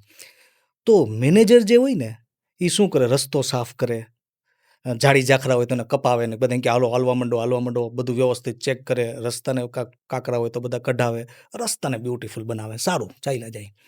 પણ જો લીડર જે હોય ને ઝાડવા ઉપર ચડી અને ચેક કરે, આજુબાજુ જોઈને, અને એ કહે કે કયો રસ્તો સાચો. તો તમારે જોવું પડે કે ભાઈ તમે એટલું બધું માઇક્રો પ્લાનિંગ નથી કરતા ને કે તમે મેનેજર થઈ ગયા છો, બરોબર છે, કે તમે ડિરેક્શન ઉપર કામ કરો છો એઝ અ લીડર. આ બહુ ઇન્ટરેસ્ટિંગ અને ઇમ્પોર્ટન્ટ વસ્તુ છે એઝ અ ફાઉન્ડર તરીકે. કેવિનભાઈ, લોન એક એવો શબ્દ છે કે જે દરેક વ્યક્તિના જીવનમાં જરૂરી બી છે, આપણે લેતા જ હોય, બહુ મોટો સેગમેન્ટ છે અને યુઝફુલ ઘણી બધી ઇન્ફોર્મેશન એવી છે કે જે લોકોને ધ્યાનમાં નથી. તો આપણે એ સેગમેન્ટ ઉપર થોડા શિફ્ટ થાય. કારણ કે ગમે એવી મોટી કંપની હોય, લાઈક આપણે અદાણીથી જ એક્ઝામ્પલ લઈ, એ બી ડિપેન્ડન્ટ જ છે અને એને લેવી જ પડે. એના પ્રોજેક્ટ એ લેવલના હોય, આપણા પ્રોજેક્ટ આપણા લેવલના હોય. તો એક હોમ લોનથી આપણે સ્ટાર્ટ કરીએ તો કોઈ પણ એક સેગમેન્ટથી આપણે લાઈક લોનમાં સૌથી પહેલી એવી કઈ બાબત છે કે જે લોકો એ મિસ જ કરે છે અને ધ્યાનમાં જ નથી હોતી. એના પહેલાં એક એવો એક વર્ડ યુઝ કરી, સિબિલ સ્કોર. સમજો કે જેને લોન લીધી જ નથી લાઈફમાં, પહેલાં આપણે અહીંયાથી શરૂઆત કરી. ફર્સ્ટ ટાઈમ જે વ્યક્તિ લોન લે છે તો એનો રેટ ઓફ ઇન્ટરેસ્ટ કઈ રીતે ડિસાઇડ થશે અને સિબિલ સ્કોર આ ટર્મ કઈ રીતે આપણા લોનના રેટ ઓફ ઇન્ટરેસ્ટ સાથે કોઓર્ડિનેટ કરે છે, આ વાત ઉપર તમે વાત કર્યો. સિબિલ સ્કોર છે ને બહુ ઇન્ટરેસ્ટિંગ વસ્તુ છે. અને સિબિલ સ્કોરનું એઝ અ બિઝનેસમેન બધાને, ઘણા બિઝનેસમેનને ખબર હોય ને ઘણાને ના પણ ખબર હોય. પણ હું તમને છે ને એને બહુ બેઝિક લેવલમાં કહું ને, તો એક વ્યક્તિ એક જગ્યાએ ડિફોલ્ટ કરે, બરાબર, પછી એ જ વ્યક્તિ મલ્ટિપલ જગ્યાએ ડિફોલ્ટ ના કરે ને, એના માટે જે પ્લેટફોર્મ વપરાય ને એને કહેવાય સિબિલ. એક્ઝામ્પલ તરીકે એક ભાઈ છે રમેશભાઈ, એક્ઝામ્પલ તરીકે રમેશભાઈએ માની લો કે આઈસીઆઈસીઆઈ બેંકમાં જઈ અને કરોડો રૂપિયાનો ચૂનો લગાડ્યો આઈસીઆઈસીઆઈ બેંકને. હવે એ જ્યારે પાછો કોટક બેંકમાં જઈને કોટકને ચૂનો ન લગાડે, એ એસબીઆઈમાં જઈને એસબીઆઈને ચૂનો ન લગાડે, એના માટે કંઈક પ્લેટફોર્મ જોઈએ ને કે જેમાં બધાને ખબર પડે. જેવો આઈસીમાં ચૂનો લગાડ્યો આખા ગામના બધા ફાઇનાન્શિયલ જે ઇન્સ્ટિટ્યૂટ હોય ખબર પડી જાય કે રમેશભાઈનું ધ્યાન રાખજો. આ જે પ્લેટફોર્મ છે ને એનું નામ ક્રેડિટ ઇન્ફોર્મેશન કંપની. આ એકચ્યુઅલ કેમ કોલગેટ જેવું છે કે ભાઈ ટૂથપેસ્ટને આપણે કેમ કોલગેટ પહેલાં કહેતા, એના જેવું એકચ્યુઅલ કેસમાં ને ક્રેડિટ ઇન્ફોર્મેશન કંપની કહેવાય. ઇન્ડિયામાં 4 મેજર ક્રેડિટ ઇન્ફોર્મેશન કંપનીઝ છે. પેલું છે સિબિલ, બીજું એક્સપિરિયન, ત્રીજું ઇક્વિફેક્સ અને ચોથું છે ક્રિફ. આ 4 ક્રેડિટ ઇન્ફોર્મેશન કંપની છે. 4 લોકો તમને ક્રેડિટનો જે સ્કોર છે ને એ આપે. હવે કોઈ વ્યક્તિ, હવે માની લો કે રમેશભાઈ કોઈ લોન જ નથી લીધી, તો એ કેમ ખબર પડે કે આ ચૂનો લગાડશે કે નહીં? લીધી જ નથી. હવે એનો પાસ્ટમાં કાંઈક હોય, કોઈ ગામ પાસે રૂપિયા લઈને ટાઈમે ભર્યા હોય, પાસ્ટ હિસ્ટ્રી જ નથી. પાસ્ટ હિસ્ટ્રી જ નથી, તો કેમ ખબર પડે? એટલે એ છે ને થોડુંક રિસ્કી પ્રોફાઇલ થઈ જાય. જેને આઈપી છે ને વ્યવસ્થિત ભરે છે એ સારું કહેવાય કે ભાઈ ભરે છે, એનો ઇન્ટેન્શન સાચો હોય, પણ કોઈ દી લીધી જ નથી એટલે નોર્મલ કેસમાં એનો જે સિબિલ સ્કોર હોય ને એને કહેવાય -1. ઓકે. એને પૈસા લોન આપે જ નહીં એવું ન હોય, પણ એમાં બેંક થોડુંક વધારે ડ્યુ ડિલિજન્સ કરતી હોય, કારણ કે ખબર જ નથી એટલે વધારે ડ્યુ ડિલિજન્સ કરવું પડે, થોડોક રેટ ઓફ ઇન્ટરેસ્ટ વધારે આવી શકે. પછી જે સ્કોર હોય ને એ 300 થી લઈ અને 900 વચ્ચે અલગ અલગ ટૂંકમાં એ રેન્જમાં હોય. 300 એટલે માની લો કે વાલિયો લૂંટારો અને 900 એટલે વાલ્મીકી ઋષિ. ઓકે. આ રીતે થાય કે માનો કે વિજય માલ્યાનો કાઢીએ તો કદાચ 300 હવા 300 નીકળે, અને જ્યારે બહુ સારા કોઈ બિઝનેસમેન હોય તો એનો બની શકે કે 850 પ્લસનો સિબિલ સ્કોર હોય. એકદમ પરફેક્ટ અને આઈડિયલ 900 અને 300 ની વચ્ચે એ રેન્જ એ રેન્જ ફોલ કરતી હોય.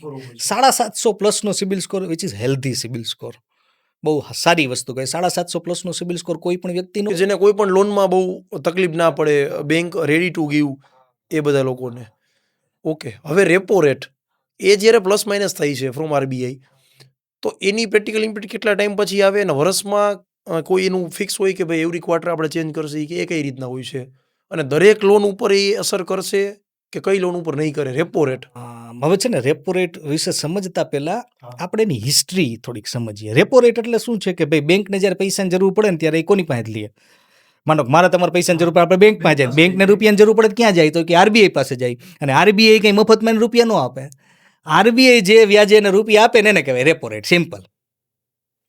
હવે રેપો રેટ, હવે માનો બેંકને રેપો રેટના પ્રમાણે રેટ મળી, લોન મળી, પછી બેંક એમાં પોતાનું માર્જિન એડ કરીને ગામને આપે, મારા તમારી જેમ બધાને, બરાબર? તો એ માર્જિન એને કહેવાય. એટલે કોઈ પણ વ્યક્તિનો સેન્કશન લેટર જેને બેંકમાં લોન લીધી હોય ને તો તમે જોવો ને તો બે પાર્ટ જ હોય, રેપો રેટ પ્લસ માર્જિન. પણ પહેલા એવું ન થતું, જોજો. મોનિટરી ટ્રાન્સમિશન કહેવાય. મોનિટરી ટ્રાન્સમિશન એટલે શું થાય? આરબીઆઈ છે ને રેપો રેટને લીવર તરીકે વાપરે. બહુ ઇન્ટરેસ્ટિંગ આ ઇકોનોમિકનો સબ્જેક્ટ છે. જેવો રેપો રેટ ઘટે ને, જોજો સમજો, રેપો રેટ ઘટ્યો એટલે ઓછા ભાવની લોન બેંકને મળશે, એટલે બેંક છે ને ઓછા ભાવની લોન ગામને આપશે, એટલે વધુ લોકો લોન લેશે. વધુ લોકો લોન લે ને એટલે માર્કેટમાં પૈસાનો ફ્લો વધે. વધારે માર્કેટમાં પૈસાનો જેવો ફ્લો વધે ને એટલે કન્ઝમ્પશન વધે, બરાબર? ગ્રોથ થાય, પણ ઇન્ફ્લેશન પણ સાથે સાથે વધે, કારણ કે પૈસા વધે એટલે 100 રૂપિયાની આઈટમ 110માં મળવા માંડે. એટલે ગ્રોથ જ્યારે જોતો હોય ને આરબીઆઈને ત્યારે રેપો રેટ ઘટાડે એટલે માર્કેટમાં પૈસાનો ફ્લો થાય અને ગ્રોથ થાય. પણ એટલો બધો ગ્રોથ ન વધારી શકે કે ઇન્ફ્લેશનની પછી બેકાબૂ થઈ જાય. એને એમ લાગે કે ઇન્ફ્લેશન બહુ વધી ગયો એટલે રેપો રેટ વળી પાછો વધારી દે. રેપો રેટ વધે, માર્કેટમાં પૈસાનો ફ્લો ઘટે અને ઇન્ફ્લેશન કંટ્રોલમાં રહે. આ રીતે જાય. આને કહેવાય મોનિટરી ટ્રાન્સમિશન. બહુ આમાં તમે જોશો ને મોનિટરી ટ્રાન્સમિશન, તમે ગૂગલમાં વાંચો ને ગાંડા થઈ જાય એવું હોય. પણ ઓમ સિમ્પલ છે, દેશી. બરોબર છે. તમે લીવર દો એટલે ગાડી ભાગે, લીવર હટાવો એટલે ગાડી ઊભી રહી જાય. લીવર દેવું એટલે રેપો રેટ ઘટાડવો એટલે સીધું માર્કેટમાં પૈસાનો ફ્લો બમાટ થાય. અને જેવું લીવર ઉપરથી પગ હટાડે, રેપો રેટ વધારે એટલે લોચો પડી જાય, માર્કેટ ફ્લો થઈ જવા છે સ્પીડ આપણી. બરાબર? તમે જોશો ને કે જ્યારે લોકડાઉન આવ્યું, બરાબર, ત્યારે આરબીઆઈ બહુ રેપો રેટ ઘટાડી દીધો, કારણ કે માર્કેટમાં પૈસા નાખવા હતા ને, બરાબર? પછી ધીમે ધીમે પાછો રેપો રેટ વધારતા ગયા, કારણ કે પછી ઇન્ફ્લેશન વધી ગયું હતું. હવે મોનિટરી ટ્રાન્સમિશનમાં એ બહુ જરૂરી હોય કે જ્યારે આરબીઆઈ રેપો રેટ ઘટાડે ને ત્યારે બેંકે રેપો રેટ ઘટાડે. બેંક માર્કેટમાં જે પૈસા આપતી હોય ને એને ઘટાડે તો જ એ લીવર કામ કરે. માની લો કે લીવરમાં તમે પગ દીધો અને એમાં પેટ્રોલનો ફ્લો એન્જિનમાં ન ગયો તો ગાડી ભાગે, ઇમ્પેક્ટ જ ન આવે. તો એ મોનિટરી ટ્રાન્સમિશન ન થયું. તો આરબીઆઈ પેલા છે ને લોનના જે રેટ હતા ને MCLR સાથે લિંક હતા, marginal cost base landing rate. તમે કદાચ જૂના સેન્કશન લેટર કોઈ વાંચો ને તો હોય MCLR પ્લસ માર્જિન. એટલે MCLR છે ને રેપો રેટ સાથે લિંક હતું, પણ ડાયરેક્ટલી લિંક નહોતું. એમાં બેંક પોતાનું ઇન્ટરફરન્સ આપે, બેંકને કેટલો કોસ્ટ પડે ને એ પ્રમાણે MCLR ડિસાઇડ કરતું. એટલે બેંક છે ને બહુ ઇન્ટેલિજન્ટ ગેમ રમતી. જો આરબીઆઈનું સ્ટેટમેન્ટ છે, આ મારું કાંઈ પર્સનલ નથી, ઘરનું. આરબીઆઈએ નોટિસ કર્યું કે જ્યારે રેપો રેટ આપણે વધારીએ ને એટલે બેંક ક્વિકલી MCLR વધારી દે અને લોકોનો રેટ સીધો વધી જાય, લોનનો રેટ. ઓકે. પણ જેવો રેપો રેટ ઘટાડે ત્યારે બેંક પછી એમાં તાગડધીના કરે, 2-4 મહિને ઘટાડે ને 6-8 મહિને ઘટાડે ને મોડોય ઘટાડે ને નોય ઘટાડે, આવું થતું. તો આરબીઆઈ કહે તો આમાં લીવર કામ જ ન કરે, હું અહીંથી પ્રેશર મારું ને આ રિઝલ્ટ ન મળે તો એનો મતલબ શું? મોનિટરી ટ્રાન્સમિશન તો વ્યવસ્થિત થતું જ નથી. એટલે એને કીધું કે કામ કરો, હવે તમે છે ને રેપો રેટ સાથે ડાયરેક્ટ લિંક કરી નાખો લોનને. બધી બેંક્સને કીધું કમ્પલસરીલી તમારે રેપો રેટ અથવા એક્સટર્નલ બેન્ચમાર્ક રેટ કે જે ઓલરેડી રેપો રેટ સાથે લિંક હોય એની સાથે લિંક કરી નાખો. અમે અહીંથી લીવર દબાવીને તમારે 3 મહિનામાં અમે ઘટાડી જ દેવાનો ભાઈ. તમારે કઈ બુદ્ધિ નથી મારવાની. અમે જ્યારે વધારીએ તમારે વધારી જ દેવાનો. જેની ઇમ્પેક્ટ આવે. નકર કેવું થાય, હા, ગવર્મેન્ટ જે વસ્તુ કરવા માંગતી હોય નીચે થઈ જ ના શકે પ્રેક્ટિકલ લેવલ ઉપર. બરોબર. આ રીતે રેપો રેટ કામ કરે. માર્જિન એનો ફિક્સ રહે, રેપો રેટ પ્લસ માઇનસ થાય એ રીતે આપણો. હા, મેળીને એક્ઝામ્પલ તરીકે તો 4% રેપો રેટ છે તો 5% માર્જિન છે તો માર્જિન ફિક્સ રહે. હવે રેપો રેટ જ્યારે 4.5% થાય તમારી લોન 9.5% હા, અને ઘટે તો 3% થઈ જાય તો 0.5% ઘટી જાય 8.5% થઈ જાય લોન. તો આ રીતે થાય. કોઈ પણ માણસનું એક સ્વપ્ન હોય કે જે તે સિટીમાં રહેતો હોય અથવા ગામડે રહેતો હોય, જે બી સેન્ટરમાં હોય ત્યાં એક પોતાનું ઘર હોય. હવે એ સપનું પૂરું કરવું કેટલા વર્ષમાં થાય એ બધે માટે જરૂરી નથી. એટલે આપણે હેલ્પ લઈ હોમ લોનની. તો એ હોમ લોન લેતી વખતે કઈ એવી કોમન બાબત છે જે મિસ્ટેક્સ થતી જ હોય બધા લોકોથી? કારણ કે બધા પાસે નોલેજ ના હોય કે મારે કઈ બેંકમાં જવું, કેવડા અમાઉન્ટની હોમ લોન મૂકવી, ટેન્યુર એના જે ડિસાઇડ કરવાના હોય કે ભાઈ હું 15 વર્ષમાં રીપેમેન્ટ કરીશ કે 20 વર્ષમાં, એ જનરલી કોઈને માહિતી નથી એટલે એ ડિસાઇડ નથી કરી શકતો. તો એ હોમ લોન સેગમેન્ટ ઉપર આપણે ડિસ્કસ થોડું કરીએ. પરફેક્ટ છે. હોમ લોન છે ને 2 રસ્તા હોય હોમ લોન લેવાના. એક તો બેંકમાંથી લઈ શકે ને બીજું નોન બેન્કિંગ ફાઇનાન્શિયલ કંપનીઝ છે એમની પાસેથી લઈ શકે. NBFCs જેને કહેવાય કે જે બેંક નથી પણ નોન બેન્કિંગ ફાઇનાન્શિયલ કંપનીઝ છે. ફાઇનાન્સ ટાટા છે, જેમ કે આદિત્ય બિરલા છે, મુથુટ છે, વોટએવર મલ્ટિપલ એવી NBFCs ઘણી બધી છે કે જ્યાંથી તમે લોન લઈ શકો હોમ લોન. હવે જેમ બેંકનો રેટ છે ને એ રેપો રેટ સાથે લિંક હોય એવી રીતે NBFC નો જે રેટ હોય ને PLR સાથે લિંક હોય. એ રેપો રેટ સાથે લિંક ના હોય. એને કહે પ્રાઇમ લેન્ડિંગ રેટ. અને પ્રાઇમ લેન્ડિંગ રેટ છે ને RBI ડિસાઇડ ન કરતી હોય, બેંક પોતે ડિસાઇડ, NBFC પોતે ડિસાઇડ કરતી હોય. ઓકે. એટલે જે ઓલી જે ટ્રાન્સપરન્ટ રેટિંગ સિસ્ટમ છે ને એટલી ટ્રાન્સપરન્ટ રેટિંગ સિસ્ટમ ત્યાં નથી. મેં ઘણી NBFCમાં એવા રેટ ઓફ ઇન્ટરેસ્ટ જોયેલા છે કે જ્યારે લોન લેવા જાય ને વ્યક્તિ બરાબર ત્યારે એનો રેટ ઓફ ઇન્ટરેસ્ટ 9% હોય, 3 વર્ષ પછી એનો રેપો રેટ જે રેટ ઓફ ઇન્ટરેસ્ટ છે ને 14% પહોંચી ગયો હોય. જો તમારી NBFCમાં લોન છે તો ખાસ દર વર્ષે તમારે એ જોવું જોઈએ કે અત્યારે શું રેટ ઓફ ઇન્ટરેસ્ટ ચાલે છે. બિચારા કસ્ટમરને ખબર ના હોય એનો 10 વર્ષની લોન 20-25 વર્ષમાં પહોંચી ગઈ હોય અને એ જ્યારે કઢવે ને ત્યારે ખબર પડે કે ઓહો આવું થઈ ગયું. એટલે આ બહુ ખાસ. તો આવું તો મેજર કેસમાં થાય. ત્યારે લોકો NBFC શા માટે લેવી જોઈએ કે જ્યારે બેંકમાં લોન તમારી નથી થતી. ઓકે. બેંક વાળા એમ કે ભાઈ તમને નથી દઈ શકાય. તો એ નહીં થવાના કારણ શું હોઈ શકે? સપોઝ કોઈ વ્યક્તિ ગયો, એ કહું તમને નહીં થવાના કારણ એ હોય કે ઇન્કમ સપોર્ટ નથી કરતી કે એનું રીપેમેન્ટ, હા, તમારે 60,000 નો હપ્તો જોતો બેંક એમ કે ન થાય. એનું રીપેમેન્ટ EMI ની કેપેસિટી નથી રીપેમેન્ટ કરવાની. ઘણી વાર એવું શું હોય, પ્લાન, પરમિશન, કમ્પ્લીશન 3 વસ્તુ હોય. કોઈ પણ પેલા પ્લાન આવે, પ્લાન પ્રમાણે પરમિશન મળે, જે ગવર્મેન્ટ પરમિશન આપે એ પ્રમાણે બાંધકામ થાય ને એનું કમ્પ્લીશન મળે. આ 3 ઇમ્પોર્ટન્ટ ડોક્યુમેન્ટ હોય. તો અહીંયા શું જોવા મળે? પ્લાન હોય, પરમિશન હોય, કમ્પ્લીશન ન હોય. પ્લાન હોય, પરમિશન કે કમ્પ્લીશન કાંઈ ન હોય. તો આવા ઘણા બધા ટેકનિકલ રીઝન્સ હોય, એવા લીગલ રીઝન્સ હોય જેના કારણે બેંક ન આપતી હોય. XYZ રીઝન હોઈ શકે. ઘણીવાર કસ્ટમરને વધારે પૈસા જોતા, વધારે ઓબ્લિગેશન ઓલરેડી લોનના ચાલે છે, વધારે પૈસા જોતા, તો બેંક ના આપી શકે. ત્યારે જ NBFCમાં જવું જોઈએ. પહેલી વસ્તુ એટલે ચૂઝ એ કરવું જોઈએ. બીજી વસ્તુ, પહેલું જ્યારે કોઈ વ્યક્તિ મકાન લેતો હોય ને ત્યારે હંમેશા એ બેંકમાં એ પૂછે કે મને રેટ ઓફ ઇન્ટરેસ્ટ શું આવે. એને એમ કે રેટ ઓફ ઇન્ટરેસ્ટ, આ જનરલ આપણી ઓલી ભૂલ હોય કે એને એમ કે રેટ ઓફ ઇન્ટરેસ્ટ આવી ગયો ને એટલે બીજું બધું પતી ગયું. પણ લોનમાં રેટ ઓફ ઇન્ટરેસ્ટ અને લોનનો જે ટેન્યોર છે ને એની વચ્ચે બહુ ક્લોઝ કોરિલેશન છે. ટોટલ તમને લોનમાં કેટલું વ્યાજ લાગશે અને તમારી લોનનો ટેન્યોર કેટલો છે ને એની વચ્ચે બહુ ક્લોઝ કોરિલેશન છે. એક્ઝામ્પલ તરીકે કોઈ વ્યક્તિ 50 લાખની લોન 10 વર્ષ માટે લે છે, 30 વર્ષ માટે લે, 50 લાખની લોન 30 વર્ષ માટે લે અને 10% રેટ ઓફ ઇન્ટરેસ્ટ છે. આ રીતનું કેલ્ક્યુલેશન આપણે સમજીએ તો એને 30 વર્ષમાં 50 લાખનું એની લોન છે ને એની ઉપર 1,07 લાખ રૂપિયા વ્યાજ ચૂકવશે. એટલે એક મકાન પોતે લેશે ને 2 મકાન જેટલું બેંકને કમાઈને દેશે 30 વર્ષમાં. ઓહ. અને એનો હપ્તો અંદાજિત 44,000 રૂપિયા આવશે. એક આપણે, હા, બરોબર. હવે માની લો કે એ જ વ્યક્તિ 30 વર્ષની જગ્યાએ 20 વર્ષની લોન લે ને તો 44,000ની જગ્યાએ 48,000નો હપ્તો આવે. હપ્તામાં 4,000નો ફેર પડે પણ એનું જે ટોટલ 1,07 લાખ રૂપિયા વ્યાજ લાગતું ને એની જગ્યાએ 65 લાખ રૂપિયા જ વ્યાજ લાગે. 50 લાખની લોનમાં 42 લાખ રૂપિયાનો ફાયદો થાય ખાલી ટેન્યોર ઘટાડવાથી. આપણે એઝ અ કસ્ટમર શું કહેતા હોય, લોન મળી ગઈ, 0.5% મને બેનિફિટ મળી ગયો, 25 પૈસાનું બેનિફિટ. પણ આ આપણે કોરિલેશન કોઈ દી વિચારતા હોય. બેંક એ કોરિલેશનમાં એટલી પડતી ન હોય કારણ કે એને વધારે વ્યાજમાં રસ હોય. બેંક તો ના પડે, ઓબ્વિયસ છે, ઓબ્વિયસ વસ્તુ થઈ ગઈ. તો આ બધી હવે ઘણીવાર કેવું થાય કે ભાઈ કસ્ટમર એમ કે યાર હું અત્યારે તો મોટો હપ્તો ભરી શકું એમ નથી પણ મારે વધારે વ્યાજે નથી ચૂકવવું.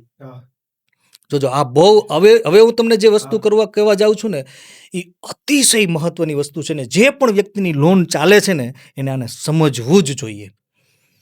કસ્ટમર એમ કે ભાઈ મારે વધારે વ્યાજ નથી ભરવું, પણ અત્યારે મારે નાનો હપ્તો રાખો, મારે ખેંચાખેંચી થઈ જાય એવું નથી કરવું, પણ ઓછું વ્યાજ ભરવું પડે એવો કાંઈ રસ્તો ખરો? તો એનો રસ્તો છે, અને દરેક વ્યક્તિ એને સમજવો જોઈએ. એને કહેવાય પ્રી પેમેન્ટ અથવા પાર્ટ પેમેન્ટ. લોનમાં પ્રી પેમેન્ટ અને પાર્ટ પેમેન્ટ છે ને, તમને કહું ને એની અતિશય મહત્વપૂર્ણ ભૂમિકા છે. માની લો કે 25 વર્ષની કોઈ લોન લેતું હોય અને એ પોતાના જે 12 મહિનાનો જે હપ્તો છે, માની લો 50,000 હપ્તો આવે, દર વર્ષે ખાલી એક હપ્તો એક્સ્ટ્રા ભરે ને તો 25 વર્ષની લોન 20 વર્ષમાં પતી જાય. ખાલી એક જ હપ્તો એક્સ્ટ્રા ભરવાનો દર વર્ષે લોનમાં. માની લો કે 25 વર્ષની લોન હોય, હપ્તામાં ખાલી 10% વધારો કરે. 20,000 હપ્તો હોય તો 22,000 રૂપિયા કરી નાખે, 10% વધારો કરે, બરાબર. તો કન્ટિન્યુઅસ દર વર્ષે 10% વધારો કરે તો 25 વર્ષની લોન 13.5 વર્ષમાં પૂરી થઈ જાય. જો કોઈ વ્યક્તિ દર વર્ષે એક ઈએમઆઈ એક્સ્ટ્રા ભરે અને 10%નો ઈએમઆઈમાં વધારો કરે તો એની 25 વર્ષની લોન 10 વર્ષમાં પૂરી થઈ જાય. આવડી મોટી પાવરફુલ વસ્તુ છે. લાખો રૂપિયાના વ્યાજમાં તમને બેનિફિટ થતો હોય. તમને કહું ને, તમે એટલીસ્ટ એવું વિચારી શકો કે 50 લાખની મેં લોન લીધી છે, કાંઈ વાંધો નહીં, 44-45,000નો ભલે મારો લોંગ ટેન્યુરમાં હું લોન લઉં, પણ વર્ષે લાખ રૂપિયા હું બચાવીશ ને આમાં નાખી દઈશ. એક્ઝામ્પલ તરીકે તમે એવું કરો ને, 50 લાખની લોનમાં દર વર્ષે હું લાખ રૂપિયા નાખી દઈશ, તો તમારી 30 વર્ષની લોન હોય ને તો બની શકે 20 વર્ષમાં 17 વર્ષમાં પતી જાય. કેવડો મોટો બેનિફિટ લઈ શકે, મોટો બેનિફિટ થઈ જાય. અને વ્યાજમાં તમે એનું એકચ્યુઅલ કેલ્ક્યુલેશન કરો ને, હમણાં આપણે એની એપ્લિકેશન પણ લઈ આવીએ છીએ, હમણાં એમાં વેબસાઇટમાં પણ આનું કેલ્ક્યુલેશન આપશું કે કોઈ પણ વ્યક્તિ ત્યાં જઈ અને એ ભરી જોઈ શકે કે હું દર વર્ષે લાખ રૂપિયા ભરું તો શું થાય, 2 લાખ રૂપિયા ભરું તો શું થાય. અચાનક માનો કે 23માં હપ્તે હું 5 લાખ રૂપિયા ભરી દઉં તો ઇન્ટરેસ્ટમાં શું ઇમ્પેક્ટ આવે, હપ્તા કેટલા નાના થઈ જાય. આ બધા કેલ્ક્યુલેટર્સ હવે આપણી જે એપ્લિકેશન છે, જે વેબસાઇટ અમે ડિઝાઇન કરવા જઈ રહી છે ને, એમાં બધું ડિટેલમાં આપશું. એટલે કોઈ પણ વ્યક્તિ ટ્રાન્સપરન્ટ વેમાં, તો દરેક વ્યક્તિ આ રેફર કરવું જ જોઈએ. કારણ કે 10માંથી 7 વ્યક્તિ, તમે કીધું યુ આર રાઈટ, માત્ર રેટ ઓફ ઇન્ટરેસ્ટ ઉપર ફોકસ કરે છે. ફલાણા ભાઈને 9% થઈ, મારી 8.50માં થઈ ગઈ, પણ એ 0.50માં બહુ મોટું ફેક્ટરી જોઈ જ નથી શકતો. એની અંદર શું ઇમ્પેક્ટ આવે, કેટલું ટોટલ વ્યાજ ચૂકવે. બીજી હોમ લોનમાં એક બહુ ઇન્ટરેસ્ટિંગ પ્રોડક્ટ જેને કહેવાય હોમ લોન ઓડી. એટલે હોમ લોન ઓડી એટલે 50 લાખની તમે હોમ લોન લ્યો, એની જગ્યાએ હોમ લોન 50 લાખ ઓડી લઈ લ્યો તમે, તો 50 લાખ ઓડીનો બેનિફિટ થાય છે. હવે માની લો કે તમારી પાસે 5 લાખ રૂપિયા 15 દી માટે પડ્યા છે, તો તમારી હોમ લોનમાં તમે 5 લાખ નથી ભરી શકવાનું, કારણ કે પાછા તમારે જોતા છે. પણ હોમ લોન ઓડી હશે તો એ 5 લાખ રૂપિયા ત્યાં ભરી દીધા, 15 દિવસ માટે ત્યાં રાખ્યા, તો 15 દિવસનું 5 લાખ રૂપિયા ઉપર વ્યાજ નહીં લાગે. જરૂર પડે ત્યારે ઉપાડી લીધા વ્યાજ લાગવા મળશે. તમે ઇમેજિન કરો, તમે એઝ અ બિઝનેસમેન આપણા ખાતામાં કરંટ એકાઉન્ટમાં 8-10 લાખ રૂપિયા પડ્યા હોય અને એનું જો પ્રોપર મેનેજમેન્ટ જો રાઈટ વેમાં કરી શકીએ આપણે, તો લાખો રૂપિયા વ્યાજમાં એમાં બેનિફિટ થાય. આ બધી બહુ, અને બેંક ક્યારે તમને સામે જ નહીં કહે કે ભાઈ ઓડી લઈ લે. તો એ લેવા માટે એને આપણે જ્યારે એપ્લાય કરતા હોય ત્યારે જ કેવું પડે કે મારે હોમ લોન ઓડી કરવી છે. એટલે એનું મોઢું એટલું બધું નહીં, થોડુંક તમને એને નહીં ગમે મેનેજરને, પણ એને થશે કે ના વ્યક્તિ. તો ડૉક્ટરને કેવું હોય, ડૉક્ટર જેવો થોડોક મેડિકલ ફિલ્ડનો જાણકાર માણસ હોય ને, એટલે ન ગમે કે ભાઈ યાર આ તો બધા ટર્મ જાણે છે, આમાં મારો પ્રોફિટ તો કસ્ટમર કાપતો જાય છે. ઓકે, હવે જ્યારે પ્રી પેમેન્ટ ને પોસ્ટ પેમેન્ટ તમે વાત કરી, મારી પાસે સપોઝ ફંડ પડ્યું છે, તો ફોરક્લોઝર ચાર્જ બહુ મોટો રોલ દરેક લોનમાં હોય છે. એનાથી કઈ રીતે બચી શકીએ અથવા એને મિનિમલ કરી શકીએ આપણે? બહુ સરસ વસ્તુ કરી. જો કોઈ વ્યક્તિ પાસે ઉદ્યમ રજિસ્ટ્રેશન હોય, એમએસએમઈ હોલ્ડર છે, તો એને કોઈ ફોરક્લોઝર ચાર્જ ન લાગે જ્યારે એ લોન બંધ કરાવવા જાય ત્યારે. અમે લોકોએ અમારા કસ્ટમરના 20-20, 22-22, 25-25 લાખ રૂપિયાના ફોરક્લોઝર ચાર્જ બેંકે કીધું લાગશે, પણ અમે એને રાઇટ વેમાં કમ્પ્લેન કરીને રિમૂવ કરાવી દીધા છે, તો ન લાગી શકે. હેલ્થી નહીં, એટલે મેઇલ જ કરવાનો, વાત જ નહીં કરવાની કોઈને. રિટર્નમાં લખીને બેંકને કહેવાનું કે આ એની ગાઈડલાઇન છે અને આ અમારી ઉપર ચાર્જ લાગ્યો છે ને આ તમે ચાર્જ લખાવ્યો છે, હવે તમે રિમૂવ કરી દો. That is all simple. કોઈ પણ એમએસએમઈ ને ક્યારેય ફોરક્લોઝ ચાર્જ જ્યારે લોન બંધ કરે ને ત્યારે ન લાગે. બીજી વસ્તુ, હવે માની લો કે એમએસએમઈ નથી, નોર્મલ મોર્ટગેજ લોન કોઈ લીધેલી છે, હોમ લોનમાં તો પહેલાં લાગતો જ નથી કોઈ ફોરક્લોઝર ચાર્જ. હોમ લોન કોઈ લીધી છે ને બંધ કરવાની થઈ તો કોઈ ફોરક્લોઝર, આરબીઆઈનો જ નિયમ છે, લગાડી જ ન શકે. છતાં કોઈ લગાડે તો એને રાઈટ વેમાં કોઈ કન્સલ્ટન્ટ રાખીને એને આપણે રિટર્નમાં કન્સલ્ટન્ટ ન રાખવો પડે, તમે ડાયરેક્ટ જ એને કહી શકો, ગાઈડલાઈન ટાંકી અને કમ્પ્લેન કરી શકો. એમાં મલ્ટિપલ મેથડ છે આરબીઆઈમાં કમ્પ્લેન કરવાની, હમણાં એના ઉપર ડિસ્કશન કરીએ, પણ એ તમે રાઈટ વેમાં કરીને કરી શકો. બરાબર. એટલે એ હોમ લોન માટે થઈ ગયું. મોર્ટગેજ લોનમાં 2 વસ્તુ છે. મોર્ટગેજ લોનમાં જો તમે એન્ડ યુઝ એવું બતાવ્યો છે, તમે એમએસએમઈ નથી ને એમણે મોર્ટગેજ લોનની વાત છે, તો એન્ડ યુઝ તમે પર્સનલ બતાવેલો છે ને, તો કોઈ જાતનો ફોરક્લોઝર ચાર્જ ના લાગે. એમાં જો એન્ડ યુઝ તમે બિઝનેસ પર્પઝ બતાવો તો એમાં ફોરક્લોઝર ચાર્જ લાગી શકે. આ બેંકની વાત છે. એનબીએફસી તમને ફોરક્લોઝર ચાર્જ લગાડી શકે અને એમાં તમારે at the time of sanction of loan તમારે થોડુંક ધ્યાન રાખવું જોઈએ કેટલો લાગે છે, શું લાગે છે, અને એમાં થોડું ઘણું જો ઘટતું હોય તો ઘટાડવો જોઈએ. હા, કારણ કે સેન્કશન લેટર ઉપર આ કોઈ વાંચતું જ નથી. લોન મળી ગઈ, કામ ચાલુ કરી દો. પણ એ નહીં વિચારે કે 10 વર્ષ પછી એ પૂરું કરવાનું છે, ત્યારની પ્રોસિજર હું સમજી લઉં. સાત કોઠાના યુદ્ધ જેવું ઓલું થાય અભિમન્યુ જ ને કે ભાઈ અંદર ઘૂસી ગયો તો બહાર બિચારો નીકળી ના શક્યો એમ. હા, બરોબર છે. મુદ્રા લોન એ શું છે? ઘણા બધા લોકોને ખબર હોતી નથી. મુદ્રા લોન ને છે ને બે લોકના મુદ્રા લોનની વાત કરું ને તમને બે ટાઈપના લોકો મળે માર્કેટમાં. એક તો ને બહુ પ્રેમ કરે કે આહા મને મુદ્રા લોન મળી ગઈ બહુ સારું, અને બીજા લોકો એને જેમ ફાવે એમ ગાળો કાઢે. કાં તો ગવર્મેન્ટ વાતું કરે ને આપતી નથી, હું તો થાકી ગયો ને બેંકમાં ફરી ફરીને લાંબો થઈ ગયો ને કોઈ આપતા નથી. મુદ્રા લોનને આપણે બર્ડ વ્યૂમાં જોઈએ ને કે શું છે એકચ્યુઅલી, તો ગવર્મેન્ટની ટાર્ગેટ બેઝડ સ્કીમ છે. બધી બેંક્સને ટાર્ગેટ આપ્યો છે, ગવર્મેન્ટ બેંકને બધાને, ઇવન પ્રાઇવેટ બેંક્સને પણ, કે ભાઈ તમારે આટલી મુદ્રા લોન તો લોકોને દેવાની જ. એટલે એની પાસે ટાર્ગેટ છે બેંક મેનેજર પાસે, પણ લોકોને કેમ ઇઝીલી મળતી નથી એની વાત કરીએ કે ક્યાં અટકે છે. હા, એમાં બેંક મેનેજરનો પોતાનો પાવર હોય, એ ડિસાઇડ કરી શકે કોને દેવી ને કોને ના દેવી, પણ એવા વ્યક્તિને દે જેમાં એને રિકવરી ઇઝીલી થતી હોય, રિસ્ક ના હોય. રિસ્ક ઓછું લાગે. રિસ્ક ક્યારે ઓછું લાગે? જ્યારે વ્યક્તિ પોતાના બિઝનેસ વિશે પ્રોપરલી રિસર્ચ કરીને વ્યવસ્થિત પ્રોજેક્ટ રિપોર્ટ લઈને જાય. ઘણા એમ કહેતા મને પ્રોજેક્ટ રિપોર્ટ એટલો બધો નથી ફાવતો, અને આમાં કાંઈ હાઈ લેવલના પ્રોજેક્ટ રિપોર્ટ બનાવવાની જરૂર ન પડે, બરાબર. સિમ્પલ લેવલનું એક 1 પેજર જેવું બનાવી નાખો કે એમાં આખું બધું ડિટેલ હોય, અથવા 2 પેજર જેવું. કાંઈ ન હોય તો તમે ચેટ જીપીટીને બધું કહો કે આ રીતનો મારો ધંધો છે, આ રીતનું છે. એઆઈ અત્યારે મલ્ટિપલ છે જ અવેલેબલ, તો એ તમને સરસ બનાવીને સમરી કાઢીને દઈ દે, અને એ લઈને તમે ત્યાં જઈ શકો. હવે મુદ્રામાં 3 જાતની લોન મળતી હોય. પહેલાં છે શિશુ કેટેગરી. શિશુ એટલે બાળક, અને એકચ્યુઅલ કેસમાં આ કેટેગરી ગવર્મેન્ટે કેમ રાખી મને નથી સમજાતું, અને ગવર્મેન્ટે રાખી હશે તેનું કંઈક કારણ હશે, આપણે કોઈનું એવું નથી. 50,000થી ઓછાની લોન મળે. ગવર્મેન્ટનો એવો આશય છે કે 50,000 રૂપિયા કોઈને મળે તો સારો બિઝનેસ કરી શકે, એવા આશયથી 50,000 રૂપિયા આવે. 50,000થી કયો બિઝનેસ થઈ શકે એ we don't know. A we don't know, અને એ ચર્ચાનો વિષય છે. પણ એમાં મેક્સિમમ અત્યારે જે લોન, ટોટલ નંબર ઓફ લોનમાં 70% પ્લસ લોન છે ને એ શિશુ કેટેગરીમાં ગવર્મેન્ટ આપી છે. તો સરપ્રાઇઝિંગ છે, થોડું સરપ્રાઇઝિંગ છે, કારણ કે એના ડેટા તમને ચિત્ર વિચિત્ર લાગે.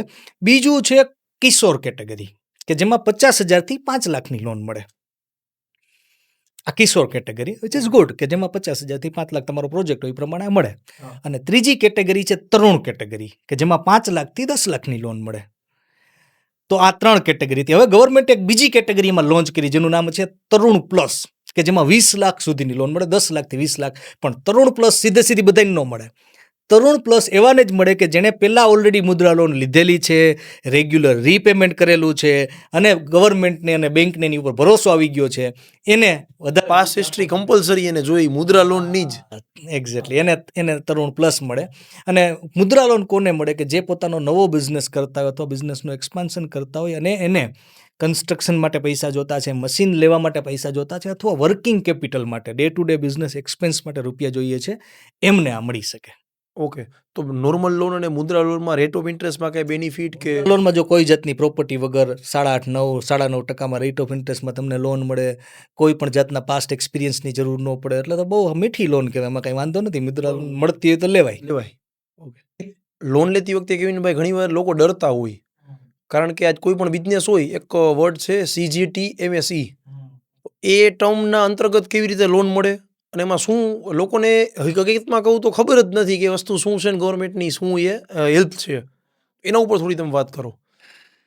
હવે MSME બિઝનેસમેનને સૌથી મોટી તકલીફ જ્યારે લોનની વાત આવે ને ત્યારે ઘણીવાર એને એ તકલીફ રહે કે ભાઈ એમની પાસે પ્રોપર્ટી આપવા માટે ના હોય બેંક પાસે.